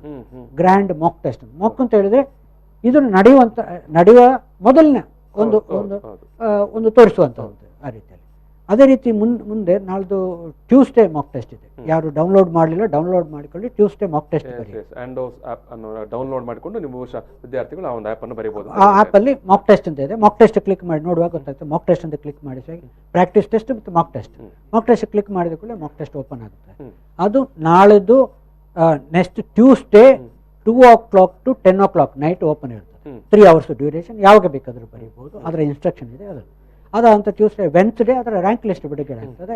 ಇಂಡಿವಿಜುವಲ್ ಮಾರ್ಕ್ಸ್ ಕೂಡ ಅವರಿಗೆ ಸಿಗ್ತದೆ, ಎಂಟೈರ್ ರ್ಯಾಂಕ್ ಲಿಸ್ಟ್ ಕೂಡ ಬಿಡುಗಡೆ ಆಗ್ತದೆ. ಆನಂತರ ಅದಾದ ನಂತರ ಅದು ಪ್ರಾಕ್ಟೀಸ್ ಟೆಸ್ಟ್ ಆಗಿ ಹೋಗ್ತದೆ. ಆಗ ಅವರಿಗೆ ಗೊತ್ತಾಗ್ತದೆ ಏನು ತಪ್ಪು ಏನು ಸರಿ ಅಂತೇಳಿ. ಅಂತ practice test already 5 practice test ಇದೆ. ಅದನ್ನು ಇವರು ಪ್ರಾಕ್ಟೀಸ್ ಮಾಡಬೇಕು, ಮಾಡಿದರೆ ಸಾಕಾಗ್ತದೆ. Practice test 5 practice test mock test ಬರೀರಿ. ಅದ ನಂತರ 11 ಮತ್ತು 12 ಬಹಳ ಕ್ರೂಷಿಯಲ್. ಅಯ್ಯೋ ತಿಳ್ಕೊಳ್ಬೋದು. ಆಗ ನೀವೇನು ಮಾಡಬೇಕು, ಎಲ್ಲ ಫಿಸಿಕ್ಸ್ ಬಯೋದು 1 more ರೌಂಡ್ ರಿವೈಸ್ ಮಾಡಬೇಕು. ಎಲ್ಲ ಫಸ್ಟ್ ಇಯರ್ ಮತ್ತು ಸೆಕೆಂಡ್ ಇಯರ್ ರಿವೈಸ್ ಮಾಡಬೇಕು. ಎರಡನೇದಾಗಿ ಕೆಮಿಸ್ಟ್ರಿ ಮತ್ತು ಫಿಸಿಕ್ಸ್ ಇದ್ದು ಇಂಪಾರ್ಟೆಂಟ್ ಫಾರ್ಮುಲೇಸ್ ರಿವೈಸ್ ಮಾಡಬೇಕು. ರಿಯಾಕ್ಷನ್ಸ್ ರಿವೈಸ್ ಮಾಡಬೇಕು. ಆಗ ಓದಲಿಕ್ಕೆಲ್ಲ ಹೋಗ್ಬೋದು. ಫಿಸಿಕ್ಸಲ್ಲಿ ಇದು ಫಾರ್ಮುಲೇಸ್, ಕೆಮಿಸ್ಟ್ರಿಯಲ್ಲಿ ರಿಯಾಕ್ಷನ್ಸ್. ಇದು ಇಂಪಾರ್ಟೆಂಟ್, ಅದರಲ್ಲಿ ಬರುವಂಥದ್ದು. ಅದನ್ನು ಒಮ್ಮೆ ಕರೆಕ್ಟಾಗಿ ರಿವೈಸ್ ಮಾಡಿ. ಬಯೋವನ್ನು ಎಂಟೈರ್ ಇಂಪಾರ್ಟೆಂಟ್ ಏನು ಹೈಲೈಟ್ ಮಾಡಿದೆ ಅದನ್ನು ಪಟ್ಟ ನೀವು ಅದನ್ನು ಆ ಹೈಲೈಟ್ ನೋಡಿದ ಕೂಡಲೇ ನಿಮಗೆ ಅದು ಗೊತ್ತಾಗಬೇಕು, ಫ್ಲಾಶ್. ಆ ರೀತಿಯಲ್ಲಿ ಮಾಡಬೇಕು. ಮತ್ತು 12ನೇ ತಾರೀಕು ಬಹಳ ಸ್ಪಷ್ಟವಾಗಿ 10 ಗಂಟೆಗೆ ಮಲಗಬೇಕು. ಮತ್ತೆ ಏನು ಟೆನ್ಷನ್. ಹೌದು, 10ನೇ ಆವತ್ತು ನೀವು ಎಚ್ಚರ ಎತ್ತುಕೊಂಡಿದ್ದರೆ ಮರು ದಿವಸ ಎಕ್ಸಾಮ್ ಹಾಳಾಗಿ. ವಿದ್ಯಾರ್ಥಿಗಳು ಇದನ್ನು ಗಮನಿಸಬೇಕು. ಪರೀಕ್ಷೆಯ ಮೊದಲ ದಿವಸದ ಒಂದು ನಿದ್ದೆ ಭಾರಿ ಇಂಪಾರ್ಟೆಂಟ್. ಆರಾಮ್ಸೆ ಒಳ್ಳೆ ಚೆನ್ನಾಗಿ ಊಟ ಮಾಡಿ ಚೆನ್ನಾಗಿ ಮಲಗಿ ಬಿಡಬೇಕು. 6 ಗಂಟೆವರೆಗೂ ಮಲಗಿ, ಏನು ಹೋಗುದಿಲ್ಲ. ಯಾಕಂದ್ರೆ ಮತ್ತೆ ಏನು ಆಗುದಿಲ್ಲ. ನಿದ್ದೆ ಎಂಬುದು ಪೀಸ್ ಆಫ್ ಮೈಂಡ್ ಬಹಳ ಇಂಪಾರ್ಟೆಂಟ್. ಹಾಗಾದ್ರೆ ಮಾತ್ರ ನಿಮ್ಮ ಮೈಂಡ್ ವರ್ಕ್. ನಾವು ಈಗ ಸಂವಾದವನ್ನು ವೈಂಡ್ ಅಪ್ ಮಾಡುವಂತ ವಿದ್ಯಾರ್ಥಿಗಳೇ ಮತ್ತು ಪೋಷಕರೇ, ನೀಟ್ಗೆ ಕೊನೆಯ ಕ್ಷಣದ ಸಿದ್ಧತೆ ಅಂದರೆ ಇನ್ನು ಇರುವಂತಹ 1 ವಾರದಲ್ಲಿ ಯಾವ ರೀತಿಯ ಸಿದ್ಧತೆಗಳನ್ನು ಮಾಡಬೇಕು, ಮತ್ತು ಅದಕ್ಕೆ ಈಗ ಈ ಕ್ಷಣಕ್ಕೆ ನಿಮಗೆ ಲಭ್ಯ ಇರುವಂಥ ಮಾರ್ಗಗಳು ಯಾವುದು ಅಂದರೆ ಹೊಸ ಏನು ನವಮಾಧ್ಯಮ ಅಂತ ನಾವು ಹೇಳ್ತೇವೆ, ಆ್ಯಪ್ಗಳಿರ್ಬೋದು ಅಥವಾ ಬೇರೆ ಏನು ನಿಮಗೆ ಇವತ್ತು ಇಂಟರ್ನೆಟ್ನಲ್ಲ ಗೂಗಲ್ನಲ್ಲಿ ಸಾಕಷ್ಟು ಏನು ಮೆಟೀರಿಯಲ್ ಸಿಗ್ತದೆ, ಅವೆಲ್ಲವನ್ನು ಜೋಡಿಸಿಕೊಳ್ಳಿ. ಸೊ ಬಟ್ ಮುಖ್ಯವಾಗಿ ನಿಮಗೆ ಏನು ಆ್ಯಂಡೋಸ್ ಆ್ಯಪನ್ನು ನೀವು ಡೌನ್ಲೋಡ್ ಮಾಡಿಕೊಂಡ್ರೆ ಅದರಲ್ಲಿ ಒಂದು ಮಾಕ್ ಟೆಸ್ಟ್ ಕೂಡ ಒಂದು ನಾಡಿದ್ದು ಲಭ್ಯವಿದೆ ಅಂತ ಶ್ರೀಯುತ ಆ್ಯಂಡೋಪಾಲ್ ಅವರು ಹೇಳ್ತಾ ಇದ್ದಾರೆ. ವಿದ್ಯಾರ್ಥಿಗಳೇ, ಸಾಕಷ್ಟು ವಿಚಾರಗಳನ್ನು ನಮ್ಮ ಜೊತೆಗೆ ಆ್ಯಂಡೋಪಾಲ್ ಅವರು ಹಂಚಿಕೊಂಡಿದ್ದಾರೆ. ಅವರ ಒಂದು ಸುದೀರ್ಘವಾದ ಅನುಭವದಿಂದ, ಯಾಕಂದರೆ ನೀಟ್ ಪರೀಕ್ಷೆ ಬಗ್ಗೆ ಅತ್ಯಂತ ನಿಖರವಾಗಿ ತರಬೇತಿ ಮಾಡ್ತಾ ಇರುವಂಥ ಒಂದು ಸಂಸ್ಥೆ ಮಂಗಳೂರಿನಲ್ಲಿ ಕಳೆದ ಸುಮಾರು 2011ರಿಂದ ನಡೀತಾ ಉಂಟು ಮತ್ತು ಒಳ್ಳೆಯ ರಿಸಲ್ಟ್ ಕೊಟ್ಟಂಥ ಒಂದು ಸಂಸ್ಥೆ. ಸೊ ಅವರ ಅನುಭವದಿಂದ ಅವರು ಯಾವ ರೀತಿ ವಿದ್ಯಾರ್ಥಿಗಳು ಪ್ರಿಪೇರ್ ಆಗಿರಬೇಕು, ಪೋಷಕರು ಯಾವ ರೀತಿ ಪ್ರಿಪೇರ್ ಆಗಬೇಕು ಮತ್ತು ಇವತ್ತಿನ ಹೊಸ ಕಾಲದಲ್ಲಿ ಈ ಆ್ಯಪ್ಗಳನ್ನು ಬಳಸಿಕೊಂಡು ಯಾವ ರೀತಿ ಸಿದ್ಧತೆ ಆಗಿರಬೇಕು ಮತ್ತು ಪೋಷಕರು ಯಾವ ರೀತಿ ಸಿದ್ಧರಾಗಿರಬೇಕು ಅನ್ನೋ ವಿಚಾರವನ್ನು ಹೇಳ್ಕೊಂಡಿದ್ದಾರೆ. ಜೊತೆಗೆ ಅವರೊಂದು ಬಹುಮುಖ್ಯವಾದ ವಿಷಯವನ್ನು ವಿದ್ಯಾರ್ಥಿಗಳಿಗೆ ಮತ್ತು ಪೋಷಕರಿಗೆ ಹೇಳಿದ್ದಾರೆ. ಯಾವ ಕಾರಣಕ್ಕೂ ಕೂಡ ಪರೀಕ್ಷೆ ಕಷ್ಟ ಬಂತು ಅಂತ ಕಾರಣಕ್ಕಾಗಿ ಡೆಸ್ಪರೇಟ್ ಆಗಬೇಡಿ, ಮುಂದಿನ ವರ್ಷ ಪರೀಕ್ಷೆ ಬರೀರಿ, ಪರೀಕ್ಷೆ ಇನ್ನಷ್ಟು ಬರೀಬಹುದು, ಸೊ ಅದಕ್ಕೆ ಮಿತಿ ಇಲ್ಲ ಅನ್ನುವಂಥ ಒಂದು ವಿಚಾರವನ್ನು ಕೂಡ ಹೇಳಿದ್ದಾರೆ. ಸೊ ವೀಕ್ಷಕರೇ, ನಾನು ಇಷ್ಟನ್ನು ವಿಚಾರವನ್ನು ಹೇಳಿದ್ದಕ್ಕಾಗಿ ನಾನು ಆ್ಯಂಡೋಪಾಲ್ ಅವರಿಗೆ ನಿಮ್ಮೆಲ್ಲರ ಪರವಾಗಿ ಮತ್ತು ಸ್ಟುಡಿಯೋದ ಪರವಾಗಿ ಕೃತಜ್ಞತೆಯನ್ನು ಸಲ್ಲಿಸ್ತೇನೆ. ನಮಸ್ಕಾರ. ವಿದ್ಯಾರ್ಥಿಗಳಿಗೆಲ್ಲ ಶುಭಾಶಯಗಳು. ಒಳ್ಳೆಯ ಎಕ್ಸಾಮ್. All the best. ವೀಕ್ಷಕರೇ, ಮತ್ತೊಮ್ಮೆ ನಾನು ಅವರು ಹೇಳಿದ ಮಾತನ್ನು ರಿಪೀಟ್ ಮಾಡ್ತಾ ಇದ್ದೇನೆ. ಒಂದು ವೇಳೆ ಕಡಿಮೆ ಅಂಕ ಬಂತು ಅನ್ನೋ ಕಾರಣಕ್ಕಾಗಿ ಯಾವತ್ತೂ ಕೂಡ ಧೃತಿಗೆಡಬೇಡಿ, ಡೆಸ್ಪರೇಟ್ ಆಗಬೇಡಿ. ಎಕ್ಸಾಮ್ ಅದೇನು ಯುದ್ಧ ಅಲ್ಲ ಮತ್ತು ಅದೇ ಒಂದು ಕೊನೆ ಕೂಡ ಅಲ್ಲ. ಮುಂದಿನ ವರ್ಷ ಕೂಡ ಪರೀಕ್ಷೆ ಬರೀಬಹುದು. ಮತ್ತು ಅವರೇ ಹೇಳಿದ ಹಾಗೆ ಈ ನೀಟ್ ಪರೀಕ್ಷೆ ಬರೀಲಿಕ್ಕೆ ಯಾವುದೇ ಒಂದು ಮಿತಿಗಳಂತ ಇಲ್ಲ, ವಯಸ್ಸಿನ ಮಿತಿಯೋ ಅಥವಾ ಇಷ್ಟೇ ಪರೀಕ್ಷೆ ಬರಬೇಕನ್ನುವಂಥ ಒಂದು ಮಿತಿಗಳು ಕೂಡ ಇಲ್ಲ. ಸೊ ಈ ಎಲ್ಲ ವಿಚಾರವನ್ನು ನಾವು ಗಮನದಲ್ಲಿಟ್ಕೊಳ್ಬೇಕು. ನಮ್ಮ ವಿದ್ಯಾರ್ಥಿಗಳಿಗೆ ಅಥವಾ ಪೋಷಕರಾಗಿ ನೀವು ನಿಮ್ಮ ಮಕ್ಕಳಿಗೆ ಹೇಳುವಂಥ ಒಂದು ಪ್ರಯತ್ನವನ್ನು ಮಾಡಿ ಅಂತ ಹೇಳ್ಕೊಳ್ತಾ ಇವತ್ತಿನ ಈ ಒಂದು ನೀಟ್ ಕೊನೆ ಕ್ಷಣದ ಸಿದ್ಧತೆ ಅನ್ನುವ ಒಂದು ಸಂವಾದವನ್ನು ಇಲ್ಲಿಗೆ ಮುಗಿಸ್ತಾ ಇದ್ದೇವೆ. ಎಲ್ಲರಿಗೂ ಧನ್ಯವಾದಗಳು. ಪ್ರಚಲಿತ ಈ ಕಾರ್ಯಕ್ರಮದ ಪ್ರಾಯೋಜಕರು ರೋಹನ್ ಕಾರ್ಪೊರೇಷನ್.